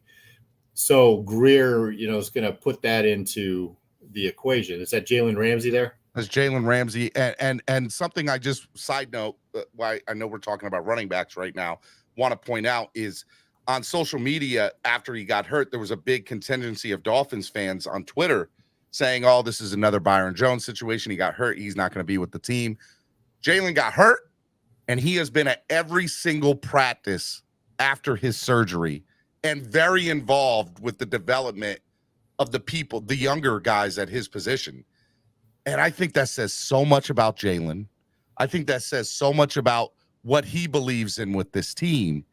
And when he does come back in November, which is when I predict he'll be back, not December, I think he'll come back early. I'm excited because I think he's going to be a big deal. Please, Cullen, tell me how Dalvin Cook was trending down. Cullen says a guy makes 198-yard play in practice and dude wants him to make the team. He also wants to trade everyone away for a running back. Cook, who is trending down. Low information fandom at its finest. Would you like to respond to Cullen? Yeah, and just asking Cullen, show me the information how Dalvin Cook was trending down over the past 3 years. And secondly, that's not because of a one-run play that I think Chris Brooks, has an opportunity to make this team. I think he fills a position void, and that's the big, between the tackle goal line type running back that this team may need. I'm not saying he's a lock to make the team, but I'm putting out scenarios where this could happen. We're not saying would you be we're surprised saying that these are opportunities where these could go down. Daniel Yafusi saying 3 Dolphins not practicing today. Obviously, Jalen, Keon Crossan undisclosed, and Ethan Bonner undisclosed. You and I have had multiple conversations about Keon and where he ends up with this team. If you had asked us 10 days ago, he would be a cap casualty. Now with the Jalen Ramsey injury, what do you see with Keon and does he make this team? I honestly think he's the odd man out. They brought in Deshaun Elliott. They just brought in Eli Apple.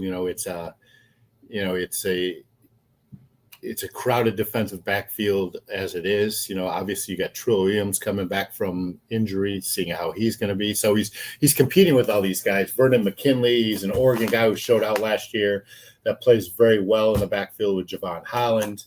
And then you got Cater Kahoo. So it depends on how many, backs that they keep in on their roster.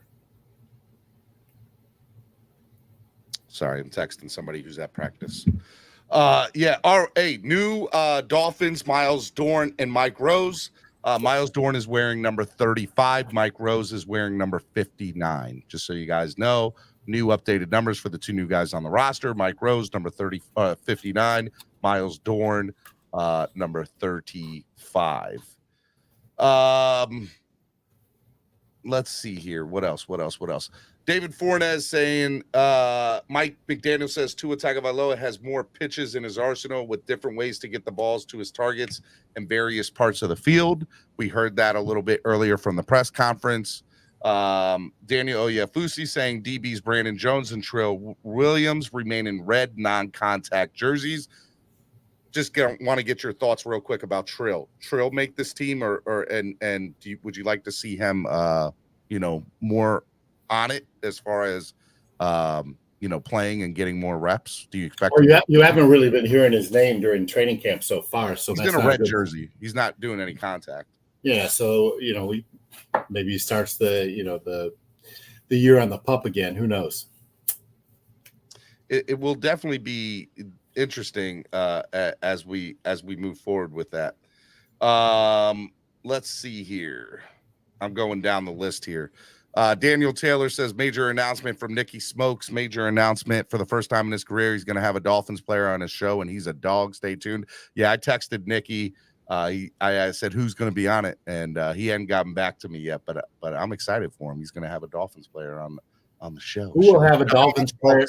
He's been killing it in the betting, man. He's killing it right now. So happy for him. But who will have a Dolphins player on his show first? Stephen D.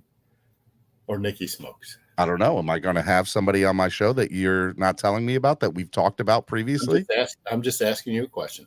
If you can help me get that guy, it will definitely be me. If you can help me get that said person, it would definitely be me. Hey, did you know that Raheem Mostert was from New Smyrna Beach, Florida? I did not. There's a lot of connections with a lot of these guys from South Florida to playing for their home team, and I love it. You know, from Braxton Berrios to Mike White, you know, and a lot of other guys, obviously Chosen, you know, all being from South Florida. Chosen went to high school, like 2 blocks away from me right here. David Fornes, with a funny tweet a couple of hours ago, said, sitting here thinking, can the Dolphins still win preseason games without Sammy Guevon? I'm gonna have to break out my Sammy Guevon jersey. Y'all know how I felt about that man, and it is sad he's not here anymore. I do miss him. I liked him. I never thought he got a real good, you know, he always made the most, and they never gave him anything more. I don't understand, man. Don't understand.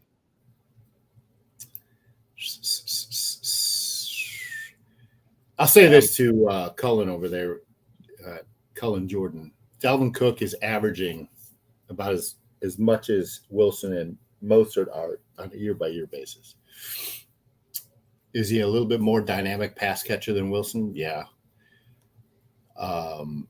But it also, you know, lends to the debate of just how valuable the running back position is or invaluable it is. These guys are all interchangeable, right?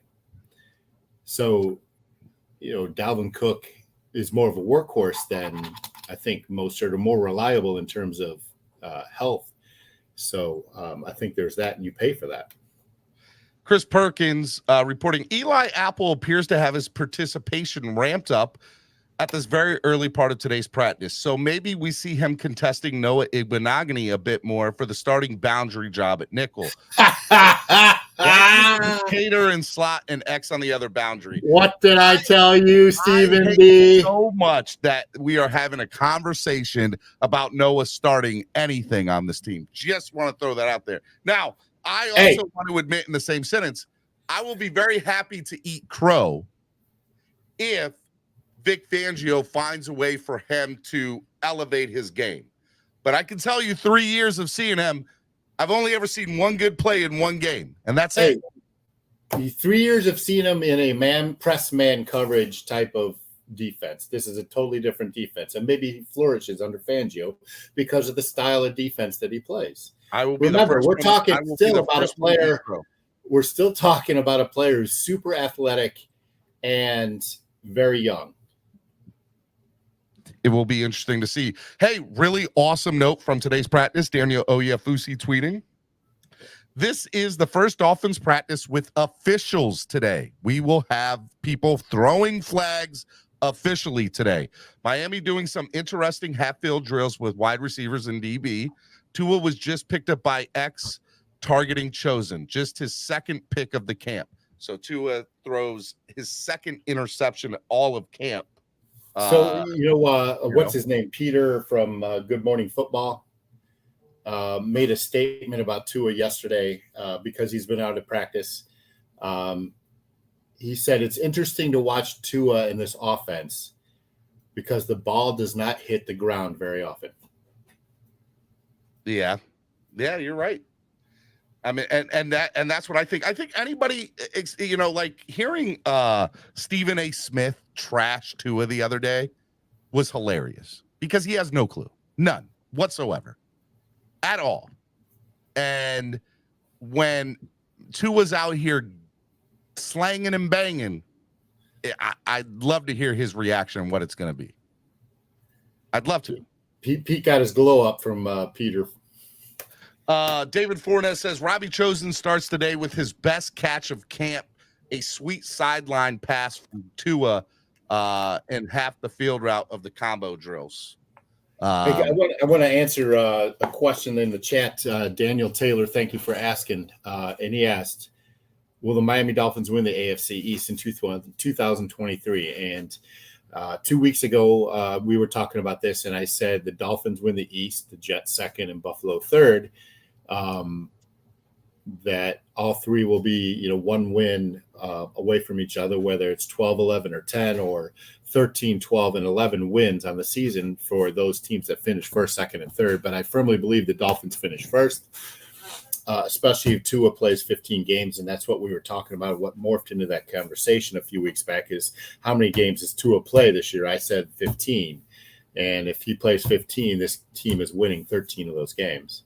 No doubt. I agree with that. Little side note, Daniel Oyefusi saying Eli Apple flagged for defensive pass interference. Shocker. He's in midseason form. Made early contact driving on a short pass.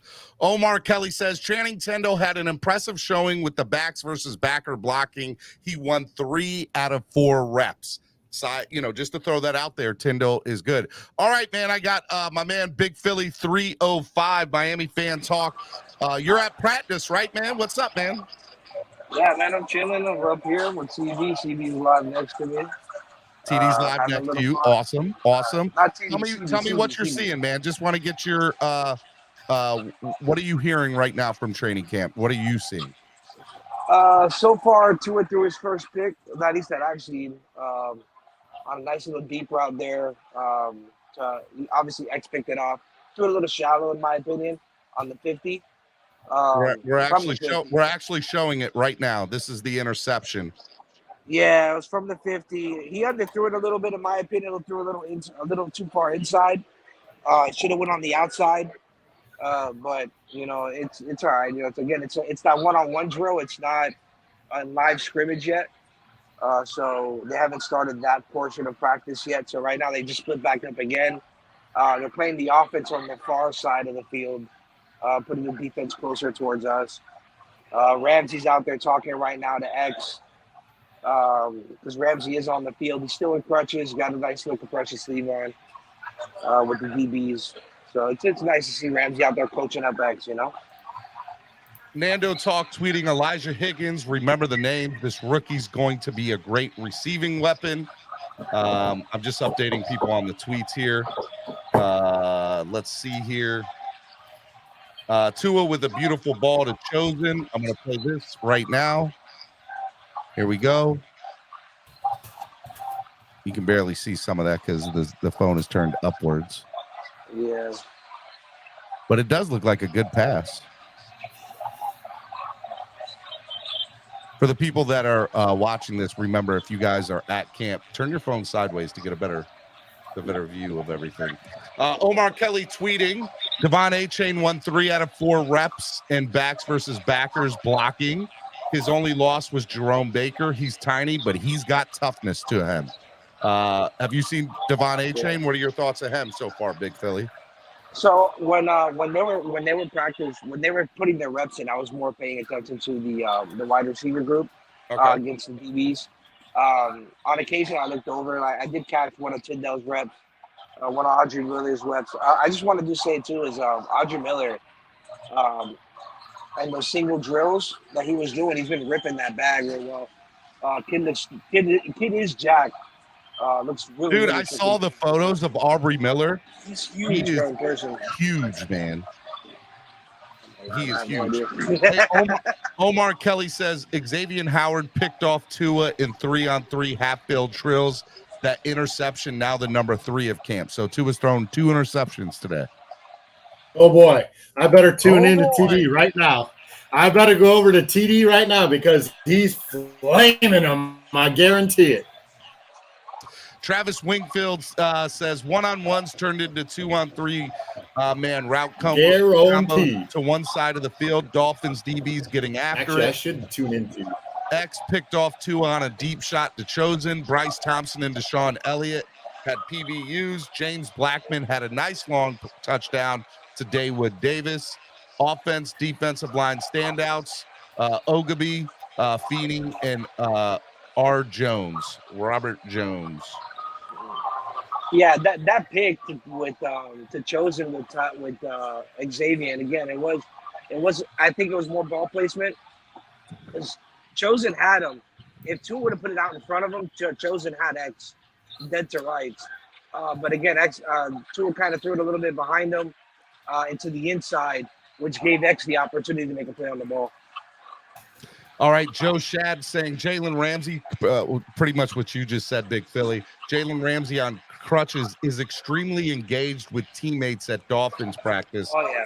Ramsey was even having an animated conversation with veteran Xavier Howard that appeared to be about technique. Hold on, I'm going to flip screen real quick. I'm not showing you the practice. I'm just going to show you him coaching up Howard right there in the bottom corner. So, but it's been good, man. He's doing Hey, Big Philly, man, it doesn't look like there's a ton of people out there. What's the percentage of capacity of fans out there? You gotta go to settings. You gotta go to settings and switch to flip the screen. Actually, it's a decent turnout for a Thursday. Don't get me wrong, it's not as packed as Sunday. I wasn't here Monday or Tuesday, but it's decent. I mean, you got some people here. It's probably like 2,000 people, maybe 2,000 people. So it's nice on a Thursday. So a lot of people are working too, you know. Travis Wingfield tweeting, we heard about Teron Armstead's leadership on-field coaching in player today. After that one-on-one session, Teron and Liam Eichenberg worked on pass sets for a few minutes before they moved on to the next drill. As that drill played out, Liam stayed with Teron for bonus coaching.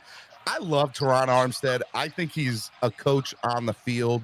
And you know, look, yes, it sucks that he only plays 13 or 14 games a year. But, man, he's another coach on the field, and that's invaluable. Don't you think, Cameron? 100%. And you got to just keep him on the field. You know, it's the training staff's opportunity to shine is keeping that big man on the field. I'll tell you what, he looked good yesterday. You know, he looks in shape. He talked about during his interview just the things he did in the offseason to maintain his health throughout a 17-game season and beyond. I think he approached his diet differently. So we're excited to see him on the field for the entirety of the year. Kyle Krabs tweeting, David Davis has made deep receptions in like 4 consecutive practices at this point. Fun subplot in a loaded wide receiver room. Interesting. That's a name I didn't think we would hear much of, but you know, he's making a name. People are looking at him. Hey, I remember, you know, when the undrafted free agents were signed and camp players were signed, that David Davis had some weight behind his name. So it's good to see he's making plays, and hopefully, you know, maybe he's a taxi squad guy. Hey, Steven, question: did you one name that I don't see here, one person I don't see here that you mentioned earlier is Duke Riley? Is he out with an injury or sickness because he's not in practice? Well, Omar Kelly just said Malik Reed is not working today. Not sure how that impacts the edges. Mitchell Agud is going to have the opportunity in pads. He needs to show up. I'm not familiar, but it looks like Malik Reed. That's the sound of the horn. That means they're going to another drill. Yeah, right now the offense is moving back over to the other two. The field closest to me, the entire offensive line right now has their helmets off. It looks like we're going to go on one-on-one drills, maybe in the end zone or coming out of the end zone. Okay, I like it. When we get to 11-on-11 stuff, that's when the fun really starts. I think that's what they're doing right now. They're going 11-on-11 right now. They're going 11-on-11? I think so. They're moving over. The offense is in the red zone right now. So I just don't know if they're going to play the red zone or if they're going to play coming out of the red zone. All right, Miami Sports Music's #1 Miami fan morning show, Clock Blockers, right here on the Miami Sports Music Podcast Network. It is live training camp coverage. We got people there, so we're giving you live firsthand account of what Big Philly is seeing. We also are going to have CB83 on a little bit later, and maybe even TD coming on a little bit later, depending on here we go. how his stream goes. All right, give us what you're seeing, Big Philly. It's live. Hit the like button, by the way. 120 of y'all, only 60 likes. First play action. Tua gets throws out of a sack. Tua threw out of a sack. Is it 11 on 11 right now? 11 on 11. Okay. I'm trying to see who put the pressure. I can't see who put the pressure on him. It was a play action pass. Tua kind of held the ball, and it was well covered downfield, but he was able to throw out of the sack, threw the ball away. Cat for Life says you can't get this coverage anywhere else, bro. I agree, man. Make sure you guys hit that like button, donate to the channel, help the channel grow, and share the link. Let people know that we're live. Joe Shad said Teron Armstead is working closely with rookie offensive tackle Ryan Hayes today, too. Run play, motion up the middle. Oh, wow, what a big dash. I love hearing this. I love hearing the crowd, Cameron. I'm getting pumped, baby. Hit the like button. How are you not pumped right now? Mostert with the handoff, must have been at least a 30, 40-yard game there. He would have went all the way to the house. He had blockers. Daniel Oyebusi said at the start of 11 on 11s, Christian Wilkins had a sack. We've said that a lot this week. Yeah, that was the player he kind of moved his way out of. So it must have counted as a sack. He did throw the ball away.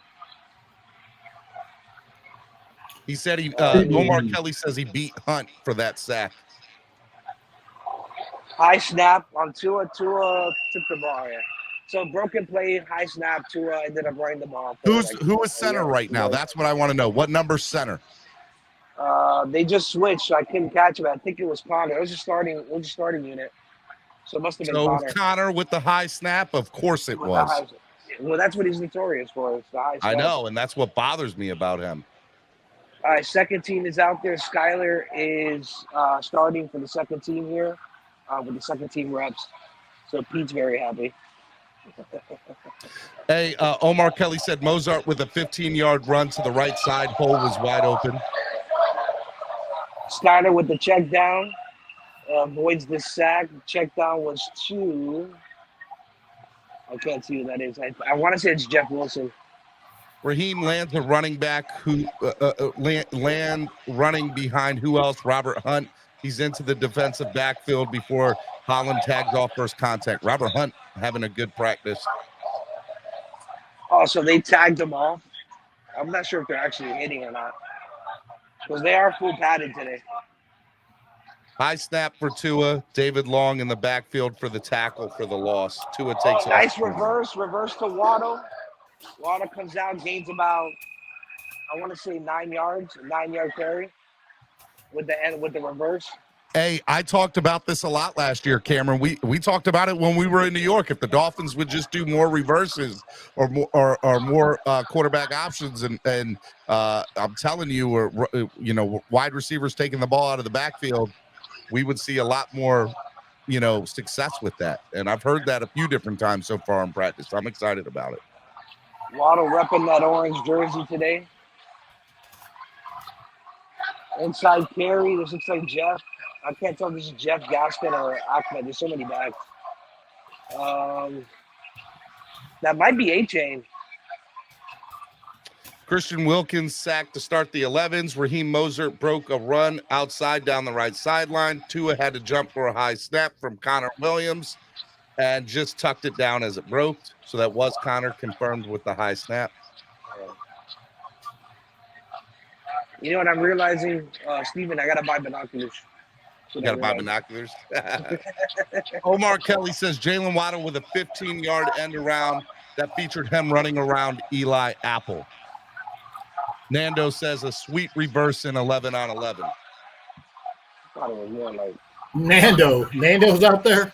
Yeah, I'm about to text him. Tua's back in. Tua's first snap was a run to Mostert for about, I want to say about 4 yards, 5-yard carry. Back into single back formation. They're making an adjustment there in the line. Now, in this 11 on 11, Big Philly, are they hitting each other? They're giving contact, but it looks like it's just tag contact to signal them down. That was Jeff Wilson. I want to say that's another carry of about 4 or 5 up the middle. Jeff Wilson's a lot bigger out of most of the backs. This is a Raheem Mostert run from just a little bit ago in 11 on 11s.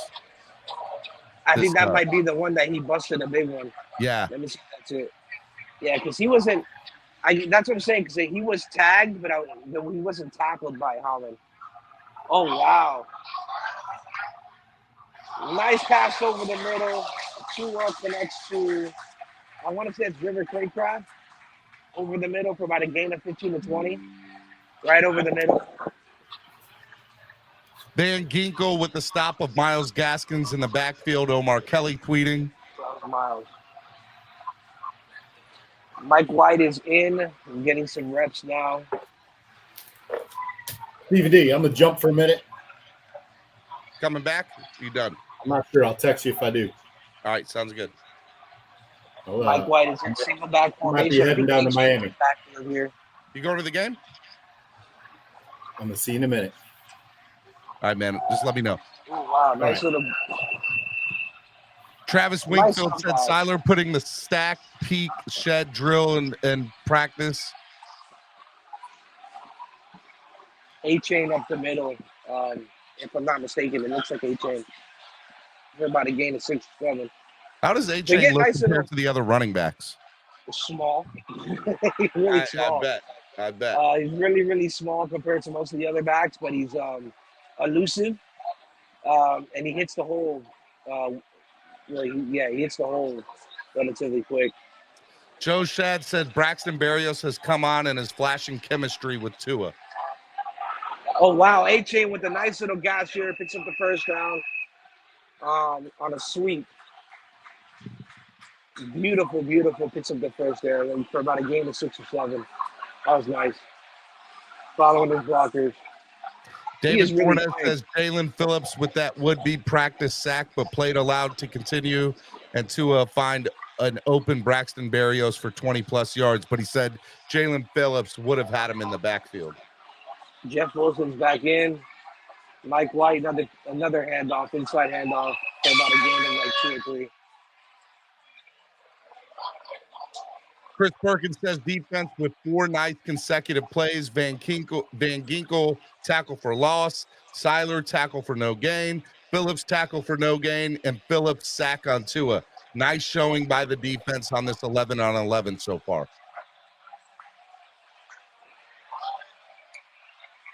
Mind you, a lot of these sacks, they don't stop the play. So they allow the play to continue. Even though Tua's tagged, they're still allowing him to make the read or the throw.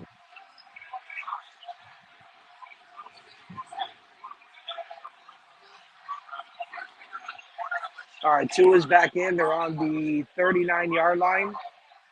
And shotgun, I think it's Mostert next to him. Mostert's going out in motion to the outside alongside Waddle. It's Waddle with a nice little slant route. Picks up the first. So they're doing third down conversion scenarios is what they're running right now. Third and short. Now they're doing a third and long, it looks like. So they converted on the third and short. Now they're attempting a third and long. Or maybe a third and medium. That might be like 3rd and 8, 3rd and 9. Right now we're showing video of about 40 minutes ago when the players were coming out for practice. I'm trying to give you video as it comes out on social media. Guys, hit the like button. Only 66 likes. Over 120 of y'all let us know that y'all like it by hitting the like button, the coverage here. Are there a lot of flags being thrown today, Big Philly? That was my first. I didn't see any other flags. That was my first. It looks like it was a false start. I have heard that this is the first officials first day with defensive pass interference on I don't want to number 4 is who, Trey Williams? Who's number 4? Is that might be Cater. Omar Kelly says Eric Ezukama is hurt. Not sure how serious it is. Can you confirm? I'm looking for him. I don't see him.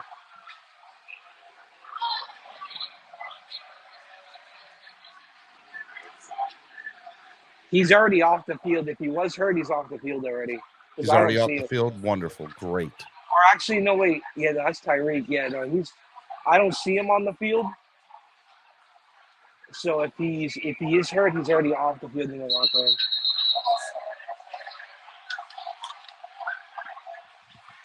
Waddle with 2 false starts. Nick Needham just came out. Tyreek, nice play. Tua with a nice pass to Tyreek on the sideline. By the way, this is the Tua to Berrios pass, but Tua would have been sacked in the backfield. Is the video that you're watching? That might have been the one over the middle for the big game too. Yeah, that's what I'm. Yeah, I see. That's what I'm saying. Yeah. They're not stopping the play. It is. Yeah, it is nice. Tua just had a nice connection with Tyreek, but in my opinion, the ball floated a bit. Nando So talks a Tyreek great Tyreek kill catch. Yeah. Nando said he's got some couple of good tweets. I'm gonna get over to them here in a second. Daniel Yafusi says Dolphins moving into situational work. Tua finds Waddle on an out route to cover 3rd and 3. Holland in coverage, then a false start, followed by a defensive pass interference on Cater Kahoo covering Hill over the middle. Then another false start. So 2 false starts. Wonderful. Yeah. 85 is Craycraft. So far, 2 out of his reps, 2 out of the 3 were completed for first downs. Skyler is now in on his reps scenario 3rd down reps. He just completed his first. He's 1 of 1 right now. He's going into his 2nd rep. That was over the middle to River Craycraft. Omar Kelly says the left guard spot seems to be rotating based on this first 11 on 11 period. So they're rotating who's in at left guard right now. Snyder just went 2 for 2 over the middle to Cedric Wilson for about a 9-10 yard gain over the middle, slant right over the middle. Yeah, they just talked about the Tyreek Hill catch for 24 yards. Noah dropped Tyreek, and safety didn't get there quick enough. Beautiful throw by Tua, Omar Kelly said. Daniel Yafusi on 3rd and 4. Skyler finds Craycraft in breaking to convert the chains. Apple in coverage. Apple does get burned a lot, unfortunately. John Bella, let's hit the like button. Nando says, good luck with the show. Hope all my fellow Finn fans are doing well. Guys, Nando is there. If you guys want to go see Nando out there, shout out to Nando Talk. Oh, let them know we're in section 4 on the top of the 50-yard line. Nando, they're in section 4 on top of the 50-yard line. Big Philly is. Skyler would have gotten sacked there. Skyler found Cedric Wilson between defenders to convert a 3rd and 8. So my opinion, Skyler did 2 of 3 reps. I think he would have gotten sacked there on that final rep. This is Tua to Waddle. This is Tua to Waddle here. Tua to Waddle.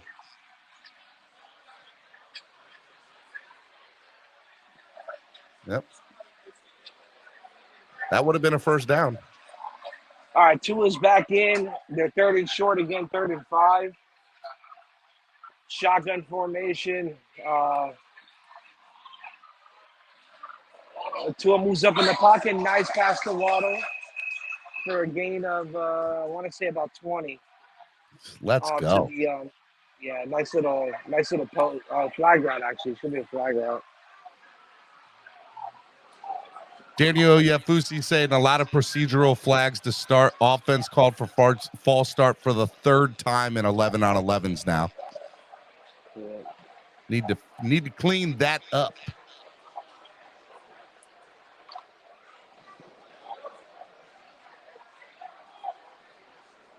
The ops are out in full force today. Oh my goodness. Here is Tua to Cheetah.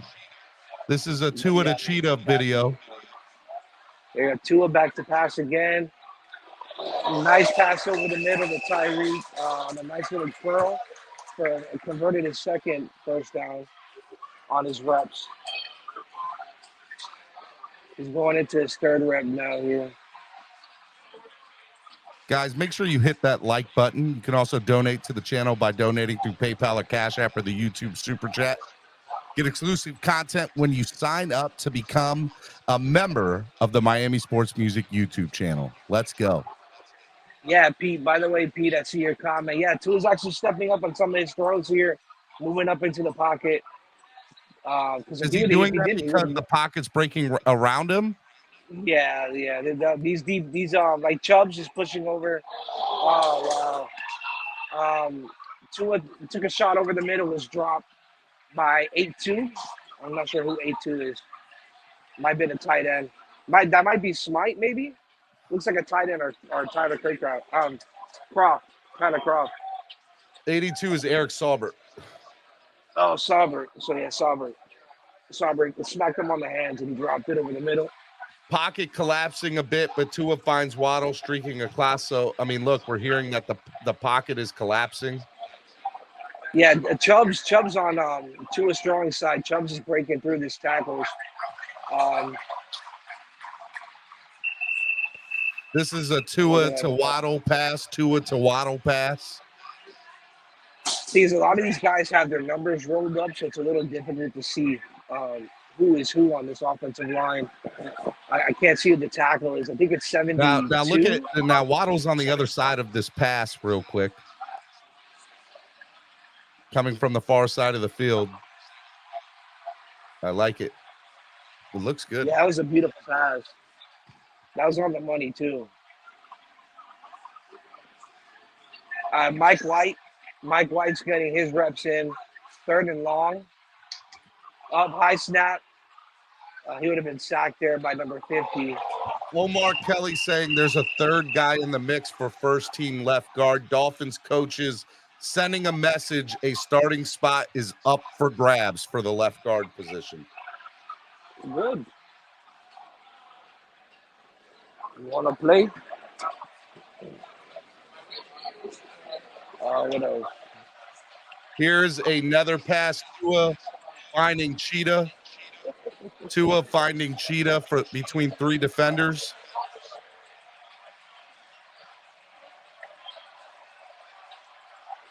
Show it a couple of times so you all get a chance to see it. Man in motion. Oh, wow. He almost threw a pick there. A diving attempt for an interception on Mike White by number 3, by 38. A little short there. So that was the end of that 3rd and short, 3rd and long situational rep. They're moving over now. I'm trying to see what they're moving into now. Daniel Yevsky says on 3rd and 8, Tua finds a pass to Hill between 3 defenders for a first down. Each one of them did pull up to avoid what would have been a big collision.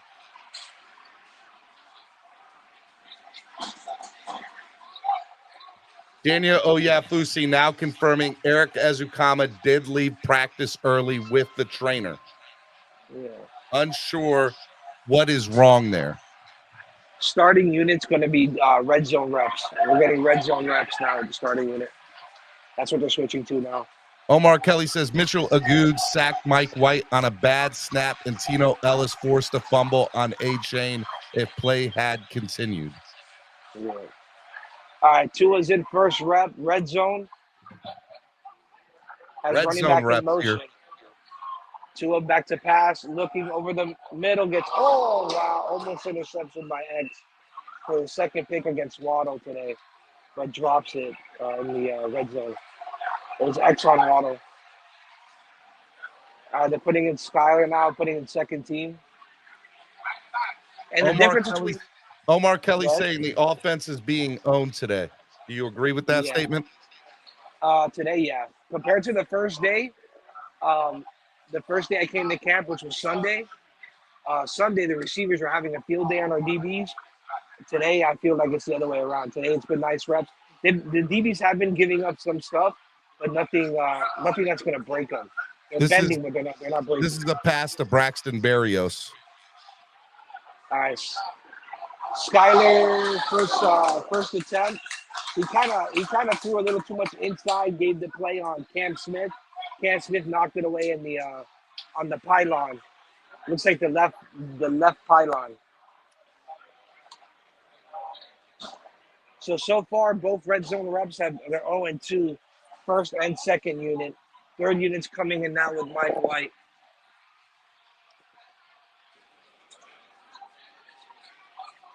Third unit's coming on. They're calling the play. So far, we're 0-2. 1 almost interception and 1 knock away by Cam Smith.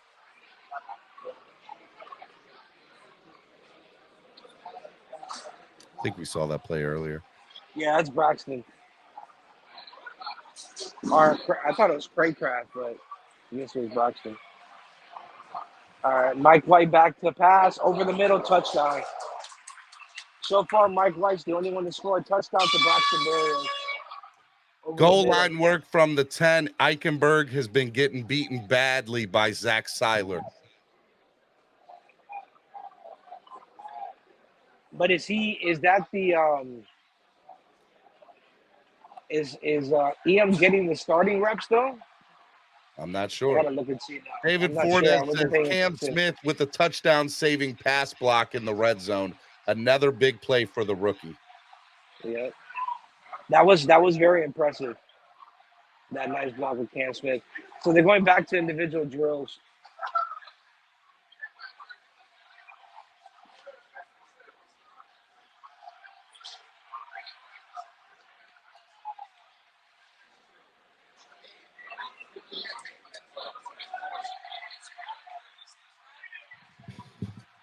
All right, Miami All right, so Sports Music's #1 Miami fan morning show, Clock Blockers, right here on the Miami Sports Music Podcast Network.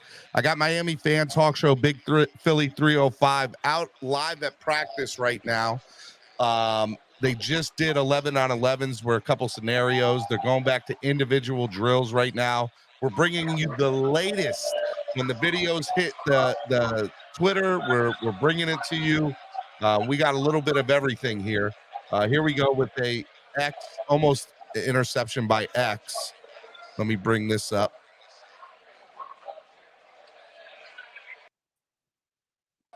Here we go.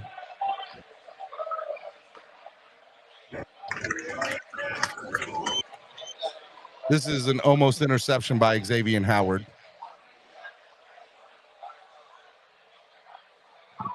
X has been putting it in today. I will say that he was getting coached up on those individual drills by Ramsey. Oh, he came out that. right after that. Was that. definitely, that should have been a pick.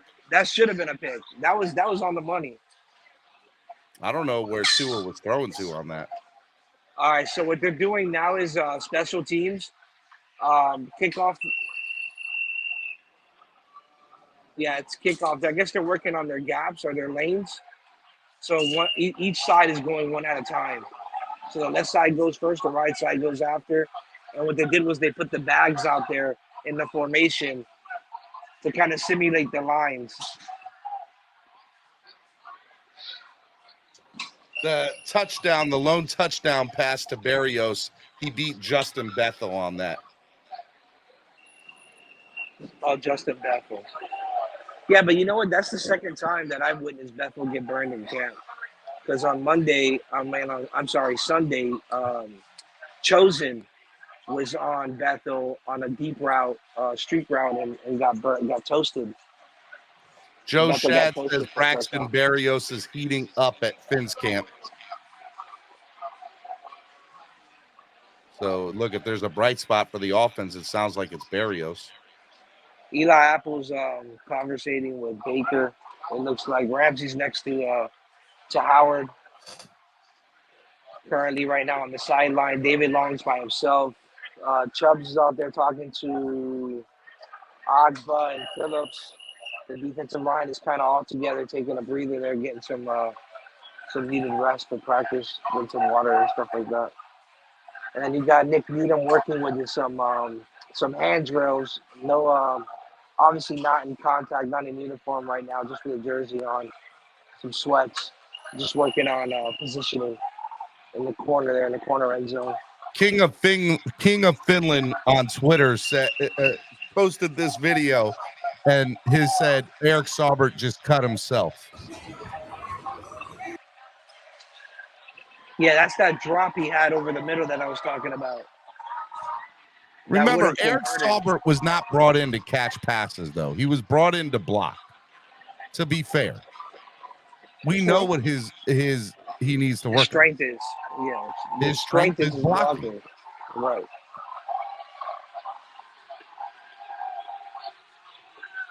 It is a bad drop pass, though.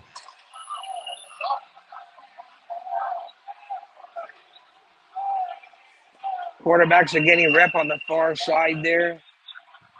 And the wide receivers, no, the offensive line is just it's another group that's just kind of taking a break here. Guys, Miami Sports Music's #1 Miami fan morning show, Clock Blockers, right here on the Miami Sports Music Podcast Network. 73 likes, over 120 of y'all watching right now. Hit the like button. You're not getting this coverage anywhere else. Hit the like button. D-line is getting some reps right now with some hand techniques. Coming off of a hold or what is it, buddy's what is it, close hanger? Yep. Travis Wingfield stating Cam Smith is getting less targets as the days go on. He's excited to see how he's performed with the officials throwing flags today, his aggressive play style. He had no targets and no flags on the rookie, who continues to shine at his first training camp. So Cam Smith getting a lot of respect from the offense. They're not throwing it his way because he's doing his thing. Irvin, there was no pick six in practice today. So far. But there were picks. Two was thrown 3 today, 2 or 3. Well, I've only witnessed where it came from. Say that again, you dropped out. I said I only saw 2 picks. One was an attempt, and there was actually 2 picks that I saw. I didn't see the 3rd pick.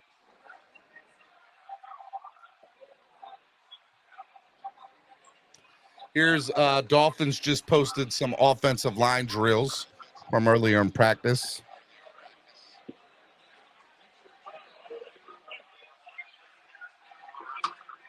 I'm going live 5:30. 5:30.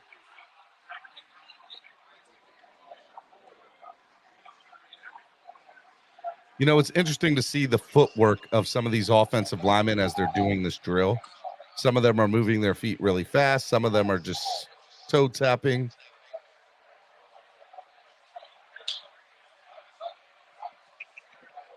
Look at Armstead just moving a mile a minute.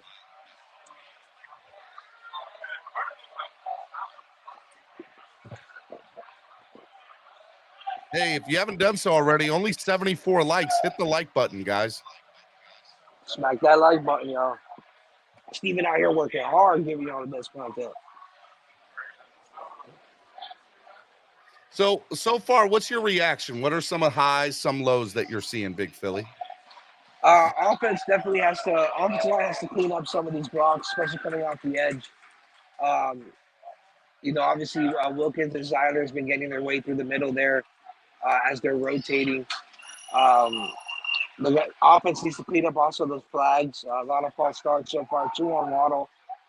Better decision making on Tua and Skyler, who was taking the second team reps today, and more efficiency in the red zone so far is what I would say is my takeaways.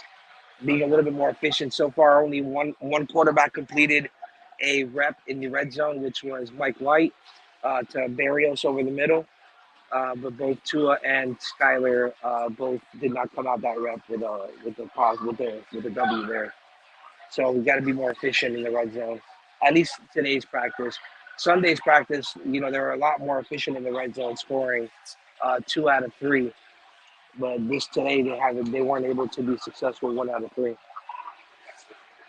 So more efficiency, I would say. Linebackers look good. And you haven't seen a lot of flags today? I saw a lot of offensive flags and 1 defensive pass interference flag that I saw. I saw 3 false starts and 1 defensive pass interference. So far 4 flags in practice. And they've only been scrimmaging for about maybe a little less than a half hour. They just started scrimmaging and all that stuff. So now they're rotating again. They're putting offensive, defensive line is in the center of the field. I'm not sure. Yeah, it looks like defense and offensive line is going to get some reps there. So they might do some I don't see the wide receivers or DBs. So they might be getting a little bit of running work here. Let me see who's here.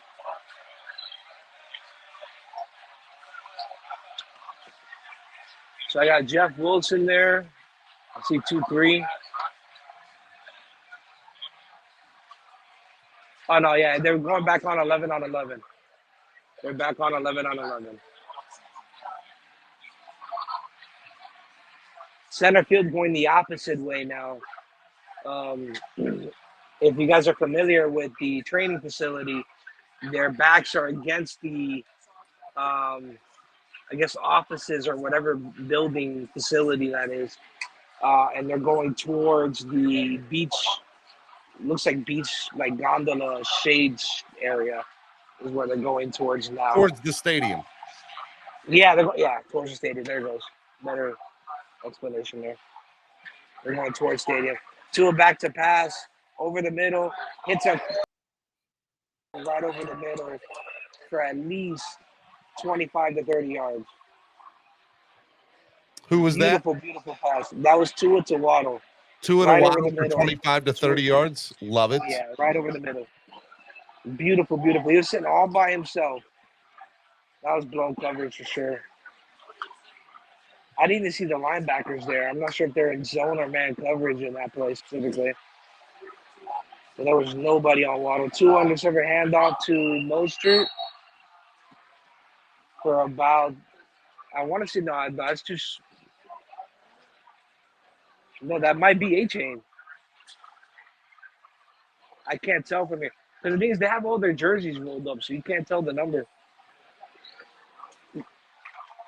I can't, but either way, it was a run. It was a run up the middle for about, I want to say about 5 yards. Second down.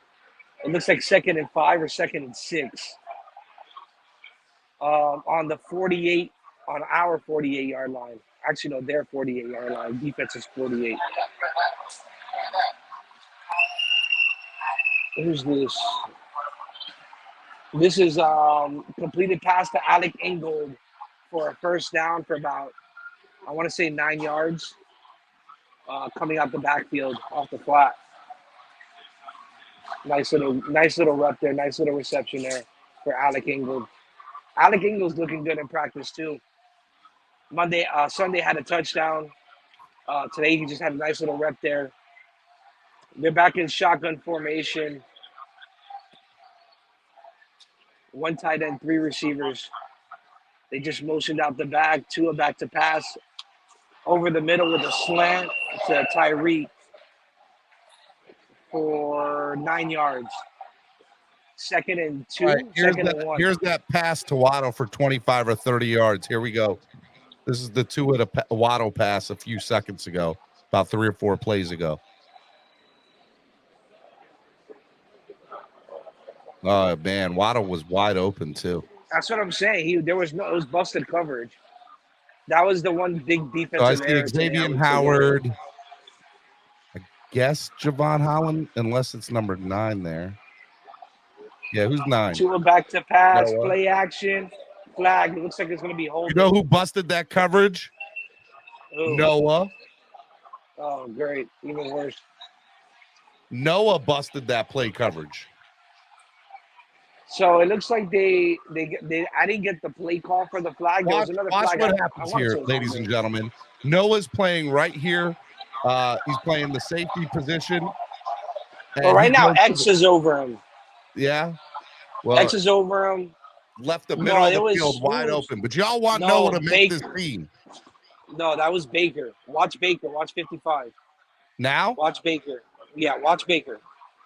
Watch Baker. I see Baker, number 55. Yeah. Right. Watch. He's right in front. Look, right in front. But his job was to get his job was to, he had a zone. Noah left his zone.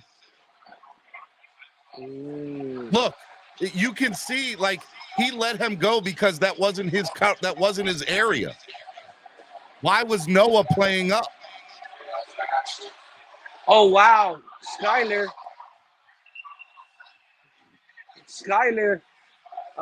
back to pass, connected on a 30, 40-yard gain here. But I can't. Who was that? CB? Who was the receiver? That's the tight end. Oh, is 89. CB 83 sit next to you? Yes, sir. He's Tell live. CB There I he is, said, what's right up, man? Yo, CB.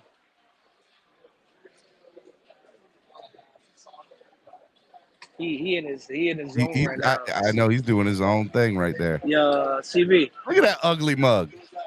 Steven want to say what's good. What's good? What's happening? You know what time it is. I love it, man. I love it. That's what it's all about right there. Sure. Hitting. Nice short game there for no, that's Ahmed. No, it's 2-6.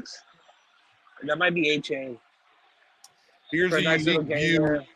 of the Tua to Tyreek throw from the end zone view. 96 is getting chewed out right now. 96 is getting chewed out right now on the defensive line by the coaching. 96. He's getting chewed out right now. That is Brandon Peli, undrafted rookie. Yeah, he just got grilled into. You know, that's the second time I've heard him getting chewed out this week. He got chewed out earlier this week too. A-Chain with a nice reception there from Skyler for a gain of about 9. That was a first down, too, converted for a first down. So they're swapping them out.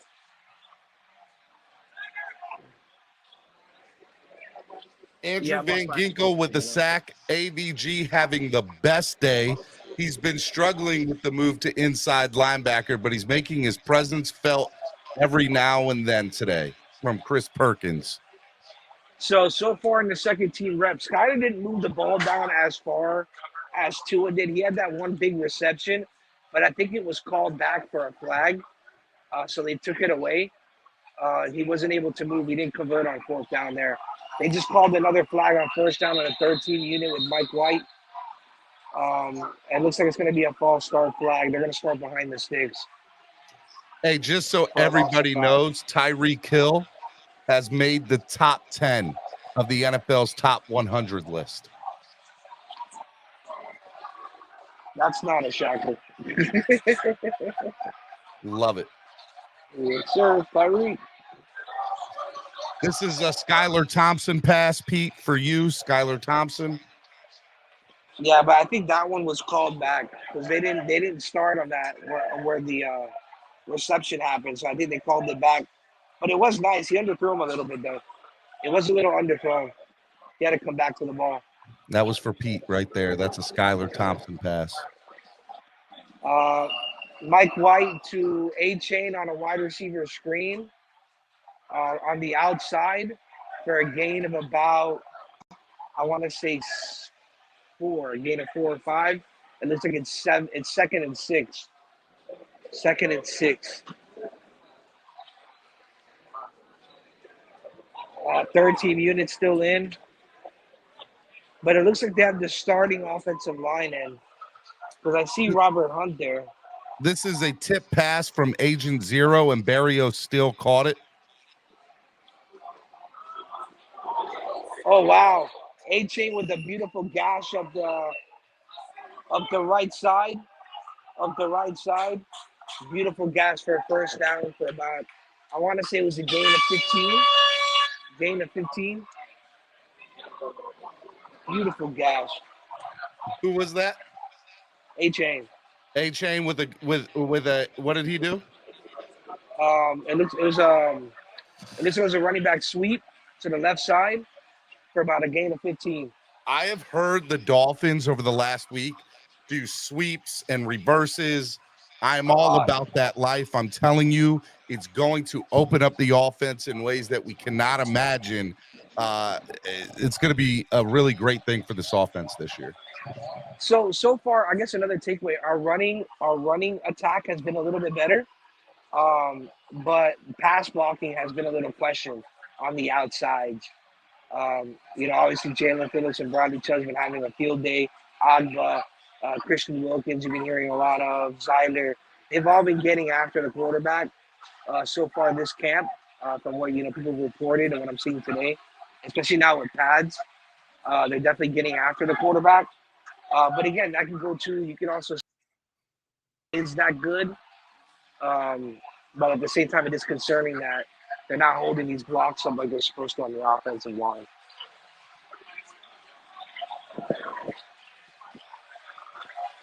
I don't know, man. But Liam Eichenberg ain't it? That's all I know. Well, I know that they've said they've done a rotating of left guards today with three different I'm people. not a big fan of Liam. I would probably spend more time bringing in other guys there at that guard position. You know, maybe rotate. I want to know who they're rotating with. Is Austin Jackson getting any reps in the guard? They haven't said. I haven't heard that today. I just know there's about three different people that have been rotating the left guard position today. It's just from where I'm sitting, it's so hard to see the numbers with the white jerseys. So now we're back into red zone. 11 on 11? 11 on 11 red zone. Throwing to the facility. Going towards the facility. Two is in. Red zone, 11 on 11. Jalen Waddle's at the top. Tyreek in motion. Coming over the middle again. A little under. Snap was a little under. Hand off up the middle for about a gain of 2 or 3. No, they're getting a little skippy right now. They're getting a little skippy. Are there some shoving going on? Yeah, a little shoving. Who's that? Long is going off right now.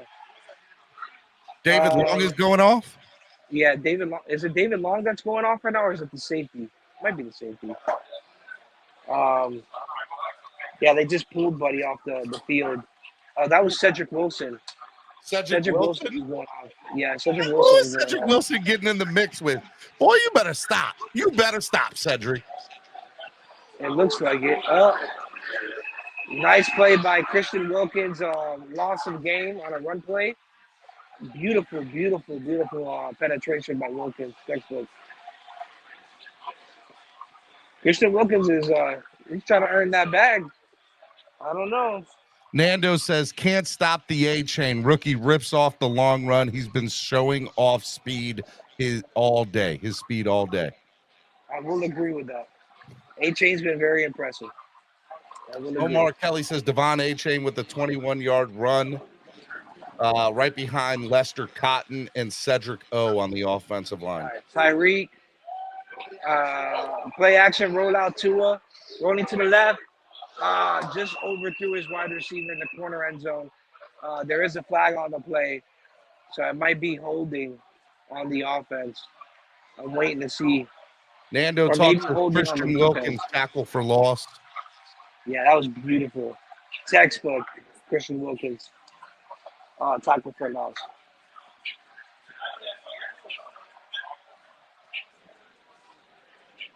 That might have not been David Long. Who's the safety? I can't tell who's the safety. This is Tua to Alex Ingold earlier in practice. This is a new video. Who's number 31? I don't have a roster in front of me. Offense or defense? Tua back to pass. Tyreek back shoulder touchdown in the corner end zone. Let's on go. X. 31 is Raheem Mostert, by the way. Who just scored a touchdown?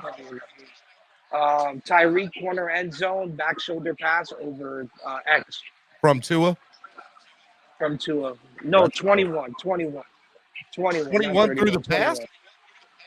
No, who's 21? Raheem Mostert. No, that's 31. Who's 21? 2-1. Is that ain't Rowe. That's new. That might be that new cat. No, it's Deshaun Elliott. Elliott was the one mouthing off. Not David Long. Okay. Elliott. It was Elliott, and I want to say it was Cedric, because Waddle was talking to Cedric on the sideline. David says the Tua back shoulder to Tyreek against Xavier Howard for the touchdown. And say that last part again. You drop. I said another short game on Long. That 52 is Miller, Aubrey Miller with a short with a nice tackle on the run game there for a gain of 2. Audrey Miller. Skyler's in. It's the second team. This is the second rep. They're in single back formation on the 9-yard line. So it's actually a gain of 1, not a gain of 2. Skyler with a nice touch pass for a touchdown on his check down.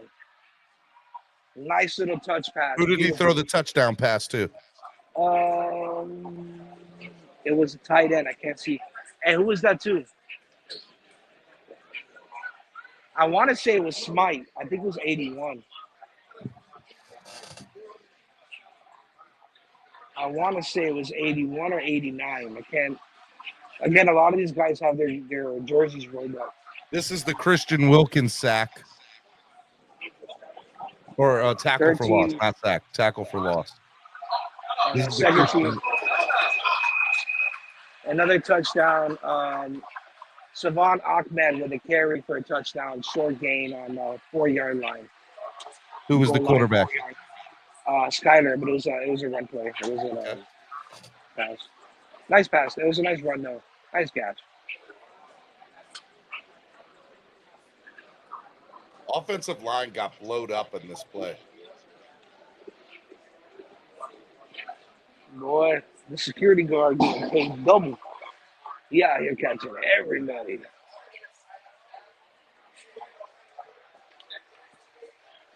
Skyler's still in. This is his 3rd rep. So far, two of two. Skyler has Ahmed in motion, or no, it's A-Chain now. A-Chain's in motion. A-Chain motioning in again. Motioning out. It's going to be a pass. Skyler to... By the way, that first Skyler touchdown pass was to Durham Smythe. Durham Smythe, okay. He went Skyler Thompson went 2 of 3. That last one was broken up on the defense, but I didn't catch who broke up. Ahmed that might be down, run up the gut, weaved in traffic. Brandon Pilley was on the ground, and nose tackle can't be put on the ground. 22 blocked it. 22 got the deflection on the last Skyler. On the last Skyler throw? Yeah, 22 is back in. Tua back to pass. Tua just got sacked by Zach Seiler. 22 is Elijah Campbell. Elijah Campbell. David Fornes says Elijah Campbell comes up with 3rd down pack loss on 3rd and goal at the 4, covering Julian Hill on Skyler Thompson throw. Zach Seiler got a sack in the red zone, but honestly, Tua didn't have time to even look up on that one. He just flew right through the defensive line there, up the middle for a sack. He had maybe a second. Like, he didn't even have time there. All right, Tua's back in. Looks like pistol formation. They just motioned him out. Tua under center going on the bad placement. Who is that, Holland? No, Cater. It was on Cater. Whoever, trying to see who he was throwing to. He had a wheel route to the right side corner end zone, but threw a little outside actually in front of him instead of throwing that backside shoulder. Cater had good positioning there, was able to defend that. So Tua was the first attempt was a complete. Tua's back in the shotgun, A-Chain, motioning.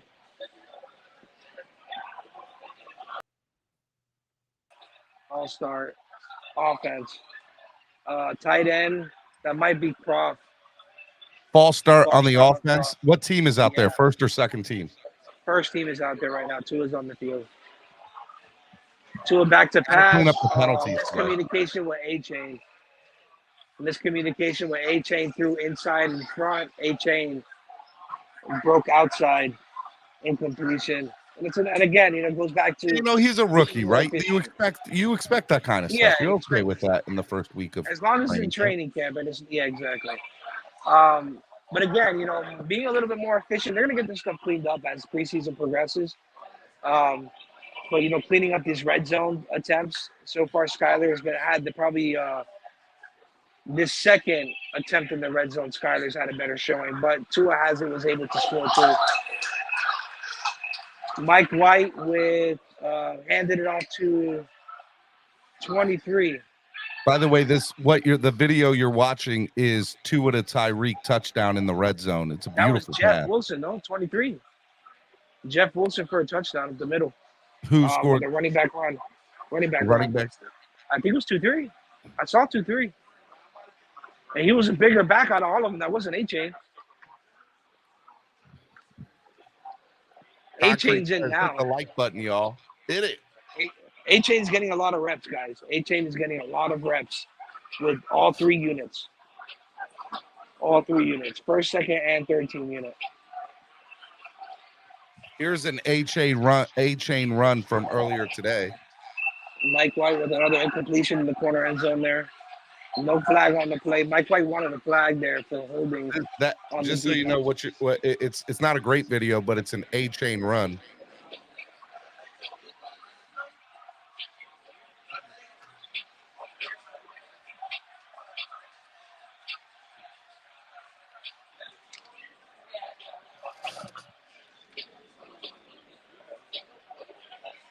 A-Chain sounds like his name's being called a lot today, Big Philly. A lot. He's still in the game now. He's still in scrimmage now with the third team. Cedric Wilson's in motion. Mike White is the quarterback still. Mike White to A-Chain. Back shoulders. Oh, incompletion. He dropped it. A-Chain couldn't hang on to it. That would have been a for sure touchdown there. It was perfectly placed. That was A-Chain. That was A-Chain. That was A-Chain. Coming out the backfield. Yeah. A-Chain. That would have been a touchdown. He had to hold on to that one. Omar Kelly tweeting Chris Brooks scored an 8-yard touchdown on an 8-yard touchdown run. Offense celebrated. Defense is gonna make the pay. Oh, it was Chris Brooks, not Jeff Wilson. What number is Chris Brooks? Number is Chris Brooks is number 33. CB. Yeah, they didn't give us a I remember last year during training camp they gave us like a roster sheet with all the players' names and numbers, but this year they didn't really give you anything from into the stadium, into the training camp. Because people like you are because people like CBU and TD are out here infiltrating. Well, I mean, I'm infiltrating, but I ain't videoing. No, that's true. Right now. At least right now, I'm not. I would be if there was more people. Omar Kelly says Devon A-Chain dropped a would-be touchdown pass. What are they doing now? I'm on there right now. What up, man? I don't know if you can hear him. What's good? He's chilling. He live. You know, we all here. Do you have your earpiece in? Yes, sir. Okay, all right. I had the earpiece and I got the mic. And you got the mic. Oh man, Big Philly doing it big. I ain't mad at you, man. You gotta take Who's advantage up of there with it. you? So you got CB. Who else? There's some random fans here in the stand, and we got the op there in the corner. You know, he's sitting right there. I got one to my left and one to my right. They're watching us like a hawk right now. I know, because they know you're YouTubers, man. They're not playing with us YouTubers. Dude, the security guard, he remembered me from Monday. And he's like, yo, where's your stand? And I was like, it's at home. I said, I'm not going to be trying to. I was like, yo, you already got me once. You're not catching me. I know, right? Fool me once, shame on you. Fool me twice, can't be fooled again. He ain't getting me a second time. Tua's in right now on the 50. On the 50. Nice little quick slant to Tyreek over the middle for a gain of 11. 11 or 12. Oh, they're in hurry up offense. Hurry up offense. Oh, Chubbs is down. Chubb is hurt? Yeah, Chubbs is down in the middle of the field there. Damn it. Chubbs is down. That's Chubbs, right? Yeah, it's Chubbs. He's down. He might be cramping. You think it's just a cramp? Maybe. He just got up now. He was down for a second there. He's trying to it's something with his shoulder, I think. He's talking to the trainer about his shoulder off the rep. They're moving. They took the first team off the field. They better have after that bullshit. Yeah, he's in pain. He's wiggling his arm. I think it's his shoulder. Oh, He's coming off. It looks like he's in a lot of pain. He's just wiggling his arm back and forth. you think it's a stinger or you think it's a dislocated shoulder? Well, I mean, he's still on the field, so it might be just a stinger. Stinger, He's I can deal with. He's talking to Jalen now. He's saying it was off of a rip. It's kind of like signaling the rip. He just keeps wiggling his hand.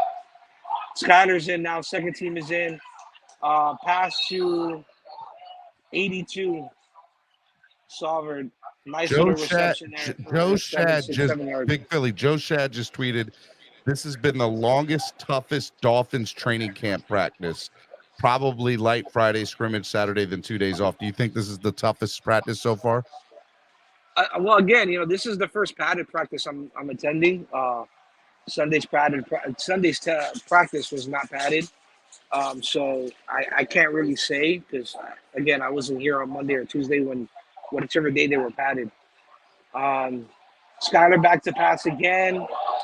Quick out to Craycraft. Craycraft dropped it, and it was on Apple 33. Apple, great good coverage. Adam Beasley tweeting Bradley Chubb is in a bit of discomfort, shaking out his left arm. Yeah. Where he at now? Where did he go? Where's Chubbs? Okay, Chubbs is standing. He's still there. He's still in the he's on the sideline, so he's not leaving the field. Guys, check out Cheetah's cleats today. These are Cheetah's cleats. Big Philly, look at Cheetah's cleats with the lightning bolt. Ain't gonna lie, that's tough. That boy said Usain Bolt, move over. That's tough. I like it. Skyler with the screen to Barrios for a first down. Nice little wide receiver screen. We were able to pick up about 6 yards for the first down. They called timeout. Oh, that's it. Practice is over. Practice is over, ladies and gentlemen.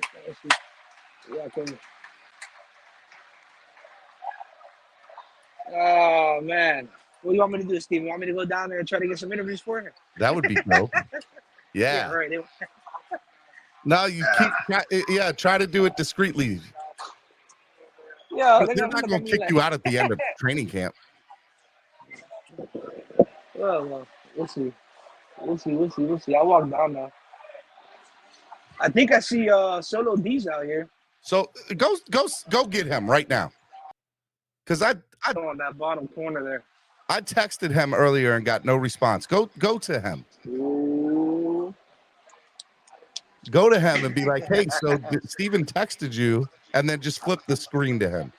Not yet. We're good.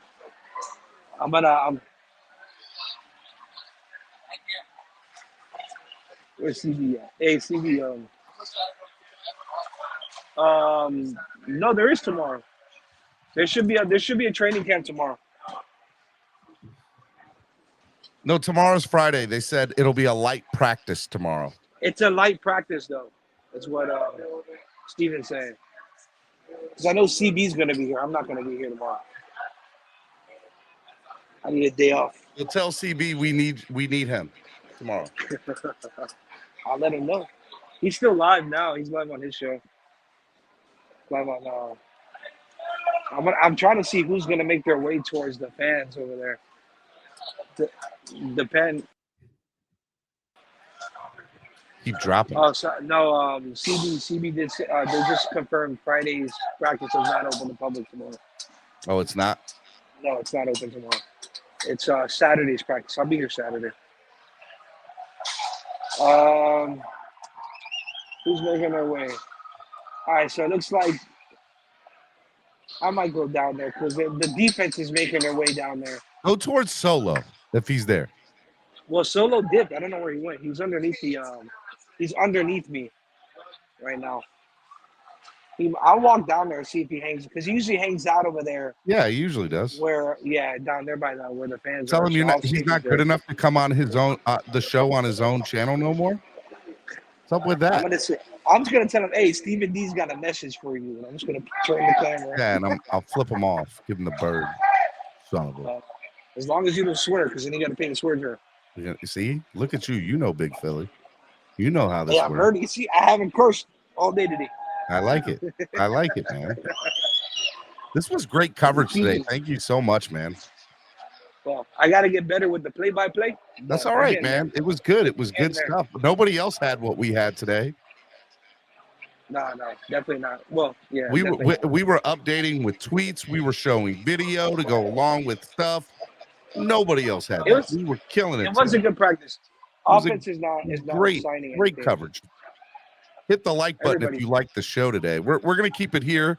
Big Philly's gonna go down, see who he can find, get some reaction from training camp. You should just take your thing and just interview anybody. It could be fans. Take your mic.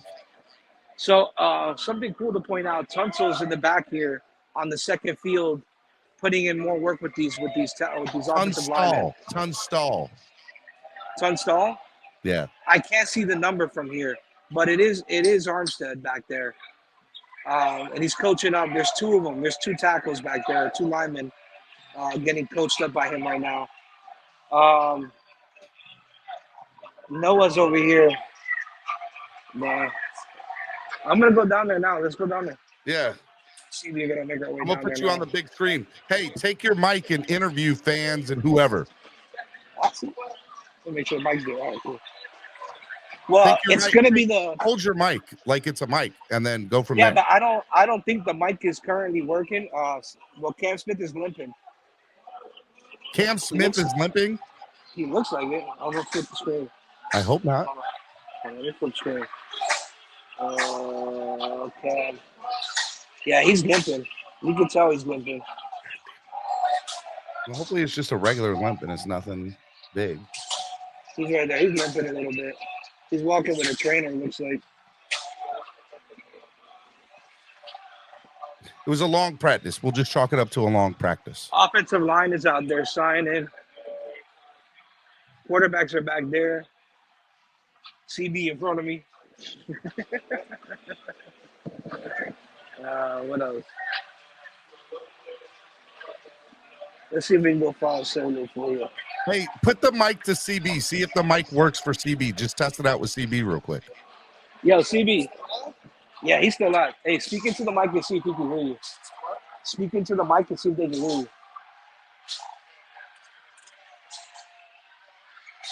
Yeah, it ain't working. No, it's not it. No, it's not working. It's because I'm telling you, it's because of the Bluetooth song.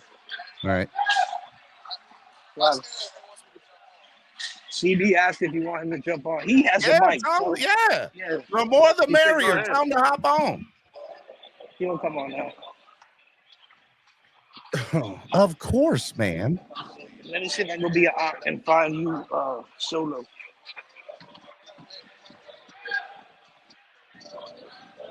Let me turn this mic off since I know it ain't working. Suedo Spike, Miami Music 305 saying fantastic and great show today. Y'all can't beat the coverage we had for y'all today. You're not getting this nowhere else. It was cooler today compared to Sunday. Yeah, so I heard. Sunday I was dying. I'm telling you, that was like the Pats game. Sunday was pretty bad. All right, let's see here. Who we got? This is post training camp. Let's see got if I Big can find Philly you. from Miami Fan Talk Show live with me, chilling. Eli Apple's over here signing a service dog. That's cute. Anthony says I've been listening while at work all morning long. Anthony, it's the best coverage anywhere, ain't it, Anthony? Whoa. You all right, bud? You're good? Be careful. Man almost fell. Yeah, look, don't do that now. Don't do that. I don't see Solo anymore. I don't know where he went. He might have left. Solo would leave. Because he usually stands like right here on this hill. But then again, Dolph Freaky and all of them, they're not here. So I know. I asked Allie to come on. She's like, I'm at work today. Yeah, she had to. CB let me know she had to work.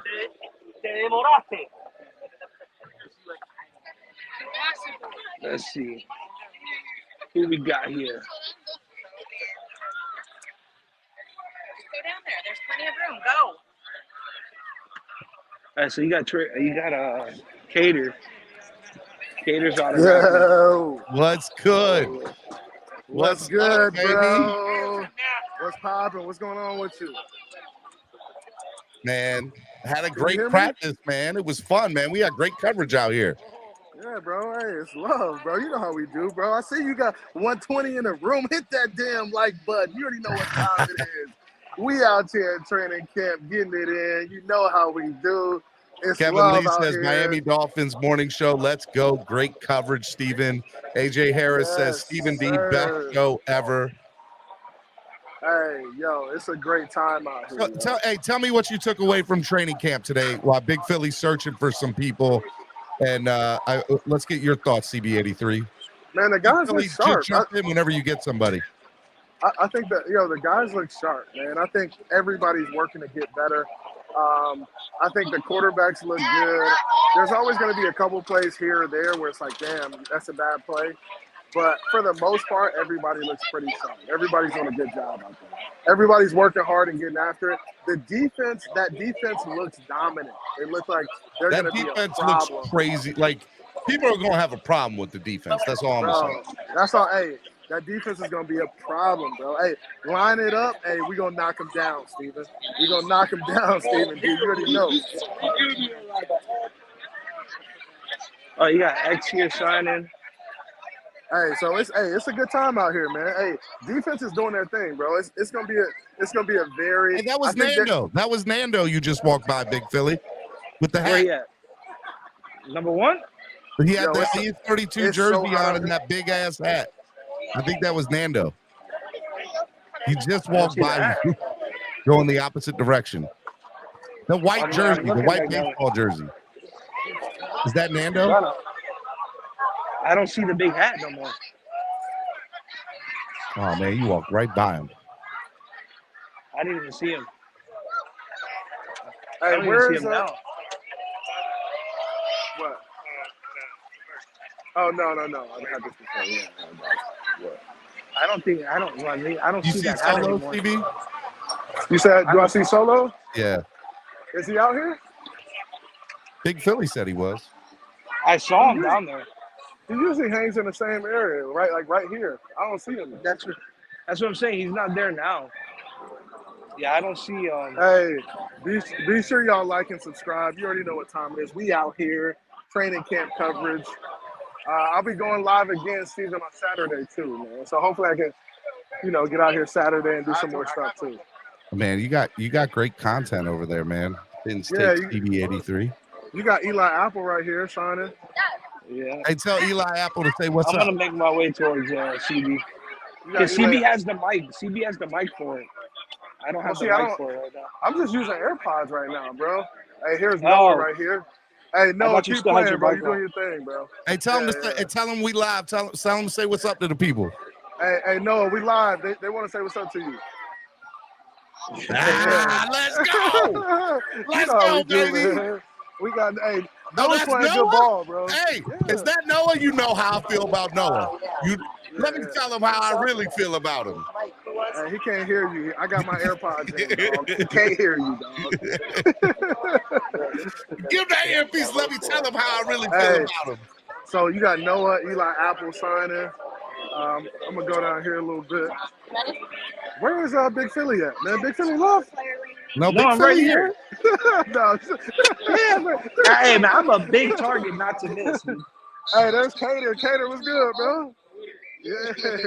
Tell him to say what's up. You got to get him on camera, man. Be like, what's up?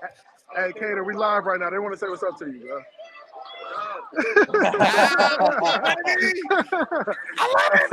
Hell yeah. What's good? Hey, Nando in the building. Nando! I told you it was Nando. Oh, there's Nando. Yo, but he took the hat off in my defense. Hey, Nando trying to get his stuff signed, bro. Nando trying to get signed up. Hey, tell Nando I said what up. Hey, Stephen D said what's up, Nando. Tell him to put the screen on Nando real quick. Man, Nando in the zone right now. Nando trying to in the get zone. grass, baby. Nando's trying to get grass. Look at Nando, yo. I love it. I mean, they about to slide now. Hey, Big Philly, walk up to whoever that is and just turn the camera towards it. Oh, I gotta get X-Man. Who's 3-4? Who's 3-4? Who's 3-4?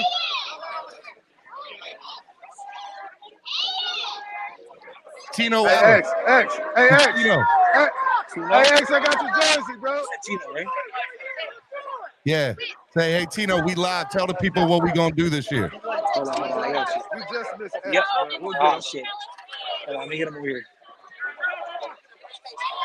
Yeah, Tino. Say what's up, man. No. Oh, he They're gone. pulling him now. They're pulling him now.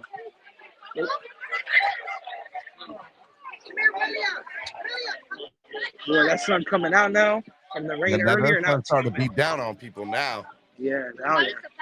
Well, now it's starting to get humid out. Hey, yeah, it's hot out here, bro. It's hot. Boy, it's hot now, boy. Woo! It's getting that big. Y'all were under them covers earlier. Yeah, We're up this on heat top, ain't too. playing. I try to tell people all the time, like Miami Heat is like it's a different heat. It's a sauna, bro. It's a sauna. It's a sauna. It's a sauna, bro. It ain't friendly to us big people. Hey, Nah. Big Philly, you know. It's not a big people. It's not a we big don't people gotta go sport. to what we It's go not big to. people. Boy, as soon as we Not get off that. the plane, we like this. We like, all right, man, look, here's what's gonna happen. All right. You don't mess with me, I don't mess with you, Big Heat, okay? Hey man, it was a great time out here though, man. It was fun being out here. Tell man. the people who are watching, if they've never been, they live in other parts of the country, what the atmosphere is like. It's just it's football, family, friends, just hanging out. Man, it's a good time, bro. It's a They good got time. a I lot love of stuff for families, man. If you're out here in Miami, bro, you're really thinking about should I take my family here? It's a great time. You have access to some of these players that come out and give autographs. If you're not bombarded, obviously, that's the more challenging part. So, but definitely get here early. Try to get one of those little beach gondolas where you're kind of chilling in the end zone. Stands. It's definitely a kid-friendly event. They got face painting. You can take pictures with cheerleaders, all that stuff. It's a good vibe, man. Good vibe. Bring lots of water because it is hot. Hey, do they sell like water and stuff out there? Yeah, they got a concession stand and stuff. Okay. I'm like, whoa, I don't know if I could be out there without no water. Hey, I'll be back Saturday, man. So y'all check me out Saturday. Steven, I wish it was going Saturday. We would do it again. What time you going? What time? The morning on Saturday? Yeah. Dude, I'm gonna be in Canton. I'm gonna be at the Hall of Fame. You're gonna be in Hall of Fame. That's This is that spot right here. Hey, we in the fan right now. The best spot right here, boy. Oh man. Let me get away from Big Philly, man. Y'all take it, man. Big Philly, that's a whole fan. He like, hold up, it's guys. so hot out here. I'm hot, bro. Hey, talk to the people. Hey, I got an X jersey, Xavier Howard jersey. You think you can get a sign for me? Why not? I don't know UCB 83. Yeah, to catch him. Yeah, I don't know UCB 83. Woo! You know, it's always a good sight too as you walk out.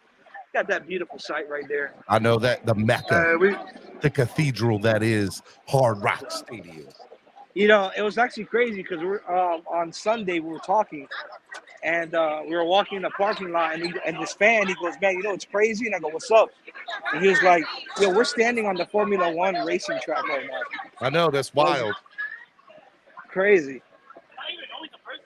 Hey, Lewis is in the chat. Lewis, CB83, your best friend Lewis is in the chat. The little Rabby Dolphin fan, the little Rabby guy. The little Rabby guys in the chat. I love it. He said, I'm coming for the Wolfpack. Let's get him. He's so cute. He's so cute and cuddly. He's so cute and cuddly. Hey, Cesar wants to ask, do you have to pay for parking on Saturday? No, no, I don't think so. They don't charge. They don't charge for parking during training camp. Yeah. And And that's going to be in the Hard Rock, so that should be in the stadium itself. Yeah. Lewis, Hopefully it's a Lewis good and showing. Steven, I don't know who that is. I don't know who that is. Oh, now he don't know who that Now is. he don't know you. Now he don't know you, man. Lakers all day ask, is it free on Saturday, the scrimmage? Yes, You'd have free. to get tickets, but if somebody needs a ticket, let me know and I got it. Lakers all day says he needs a ticket. Tell him to hit you up on Twitter. Yeah, hit me up on Twitter. I got you, bro.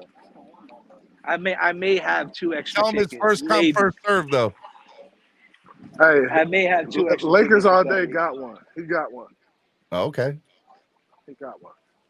So I hey, take the appreciate you, kiddos. Steven. I'm about to go back to the hotel, jump in this pool, hang out, relax.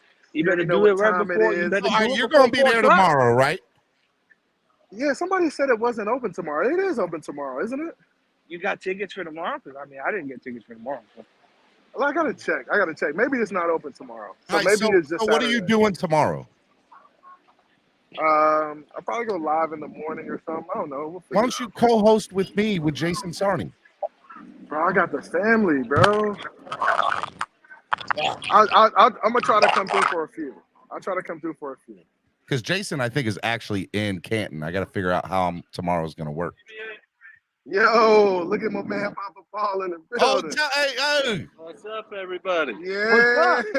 What's up, Stephen D? What's up, baby?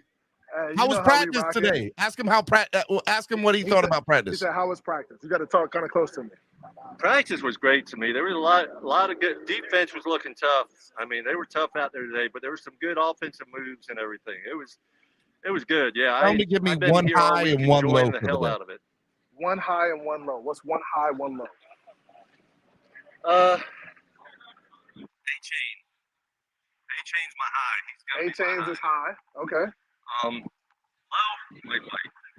Low Mike White. Wow. Low Mike White. You hear it. You heard it here. You know, Pete's going to be happy to hear that. Right. Pete loves that. Hey, thanks. Hey, good seeing you. I'll see you. You'll be here Saturday? I'll be here tomorrow and Saturday. Tomorrow, there's tickets for tomorrow, right?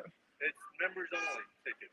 I think I have the members only ticket, but we'll talk. If you're a season ticket holder, you should have it. Okay. All But right. I have at least one extra. Okay. What I'll do is you're on Twitter or Instagram? I'm on all of it. Okay. What's your Twitter handle? Twitter is Papa Paul 6767. I got you. All right. I'll figure it out. If I don't have one, I'll hit you up. All right. Thanks, man. Hey, appreciate you, Steven. I love know you, how man. we do, bro. Hey, I love you too, big dog. Hey, if you was any bigger, say it. Because I can't. If you was any bigger. Nah, I ain't saying it. You ain't about to get me in trouble on here. Not no swear jar. No swear jar. But you know Hey. what I'm talking about because you that dude. Hey, it was great to be out, man. It was great to be in the environment. If you're not down here, you got to try to get down here at least 1 or 2 times. It's fun. It's a good time. It's family atmosphere. It's love. None of my ops came out here and met me out here. Y'all saw. Hey, none of y'all wanted to step up. Y'all know y'all seen me today.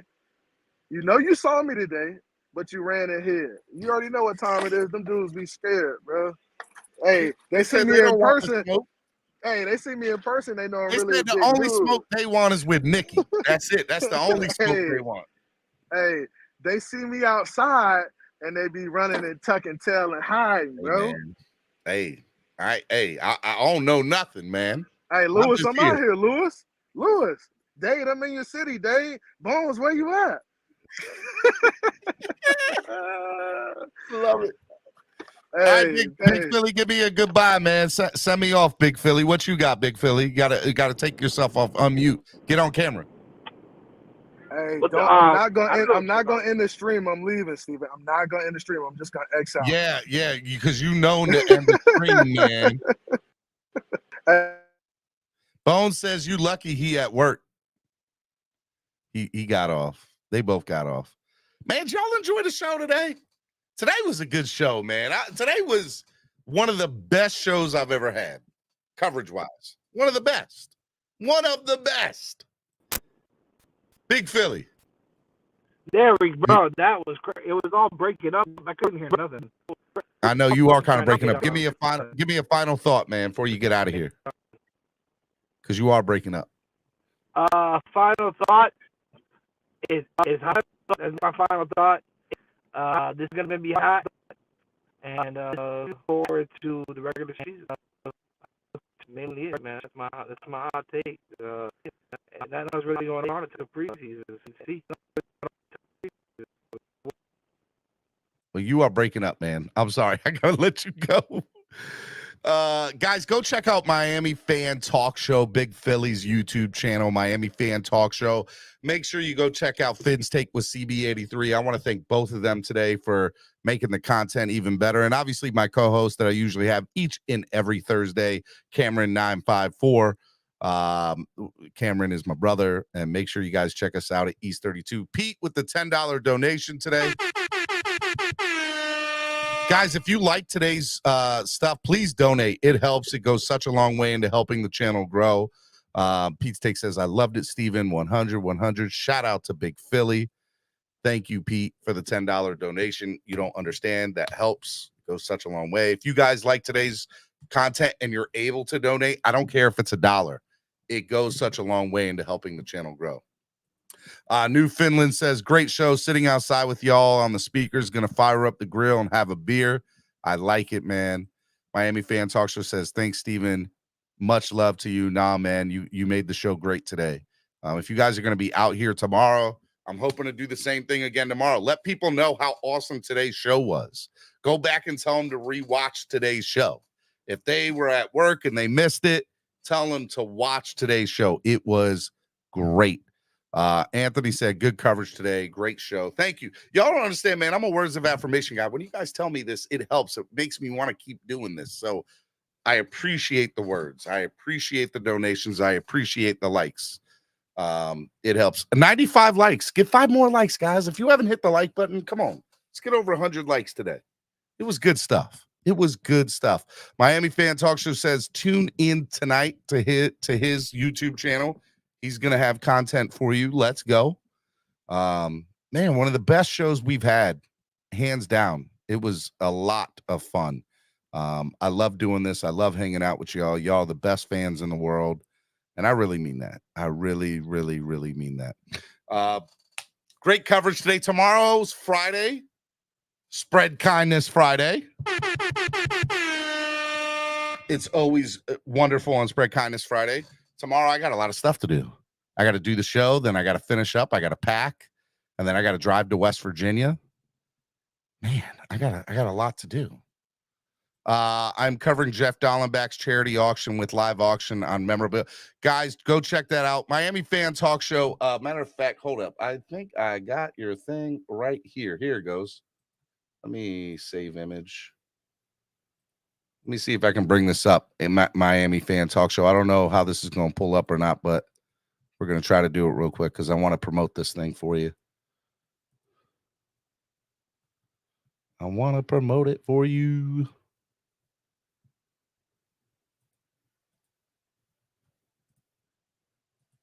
Here we go. Oh, no. Oh, hold up. Here we go. I think this is it, man. Right here. Here we go. All right. The Dallenbach Foundation Fishing Classic is at Backyard Fort Lauderdale. It is today at 5 p.m. to 9:30 p.m. It's got live music featuring the Shane Duncan Band, food, drinks, live music. It's $35 donation. Or entry for non-fishing tournament participants. Entry includes included for registered anglers. So they're gonna have drinks, music, food, raffles, auctions. Make sure you check it out. Go support the homie. Go support Jeff Dallenbach. Go support the homie Miami Fan Talk. It sounds like it's gonna be good, and they're gonna do that tonight. I guess he'll be on the air probably starting at 5 or a little after 5. So just make sure you go to his channel, subscribe. That way you get notified when he goes live. It's good stuff, man. Shout out to the homie. Man, today was a great show, man. Live training camp coverage. I do want to thank everybody on Twitter, all the beat reporters, beat writers, the fans that were there. King of King of Finland, shout out to you, man. You had some great tweets today. Nando Talk, my brother from another mother. Awesome, amazing. CB83, obviously. Who else had good stuff up there? Daniel Oyafusi. Man, Omar Kelly, David Fornes, Chris Perkins, Bobby Schaus. Shout out to Bobby. If I forgot you, I'm sorry. I'm trying to remember everybody who did. Travis Wingfield, thank you today for your tweets. You made the show's content that much better. A lot of cool stuff to look at, man. Paul Holland says, outstanding. Stephen D. and crew. Miami Fan Talk Show says, great coverage. Great coverage we put on for the community. No doubt, man. Terrence says, you going to the hoedown? My man Terrence. I like it, baby. I like it. All right, man. Tomorrow we're back. We're back in action on Spread Kindness Friday. Guys, follow me on Twitter at Stephen D. SKPL. Spread kindness, positivity, and love. You guys know what I'm all about. I'm about the community. I'm about bringing people together. I love you all. You're all the best fans in the world. Tomorrow's going to be a good time. I hope to see y'all tomorrow. We're going to try to do the same coverage again. I don't know who's going to be there, who's going to allow me to do that coverage or not, but it should be good. So tomorrow, we should bring you some of the same coverage, and I'll set up tomorrow. Tomorrow should be a good show. I should have some people in Canton. They'll talk. I obviously will have people at practice. It will. It should be good, man. Cesar, be quiet, Cesar. Be quiet. Go home, Cesar. Be back tomorrow. I love you, baby. You're the man. All right. I hope you all enjoyed. I love you all. It's Clock Blockers, the #1 Miami fan morning show. Let people know about me, man. Let people know about the brand. Let people know about the show. I can't grow without your help. So share the link. Tell people to subscribe to the channel. Hit the like button. Let people know about us. Let's get 300 or 400 people live. Donate if you guys like today's content. Hit the like button, share, all that good stuff. I love y'all. I'll see y'all tomorrow right here on the Miami Sports Music Podcast Network. Peace. Time to be the people's champ. Hit them with the people's elbows. Stick together like it's Velcro. You think you could stop us? Hell no. All day I dream about sports. I think I need some shadows. Custom with some Dolphins colors. Just to let them know we here. Yeah. I know the whole city riding. A little early, it's a bit surprising.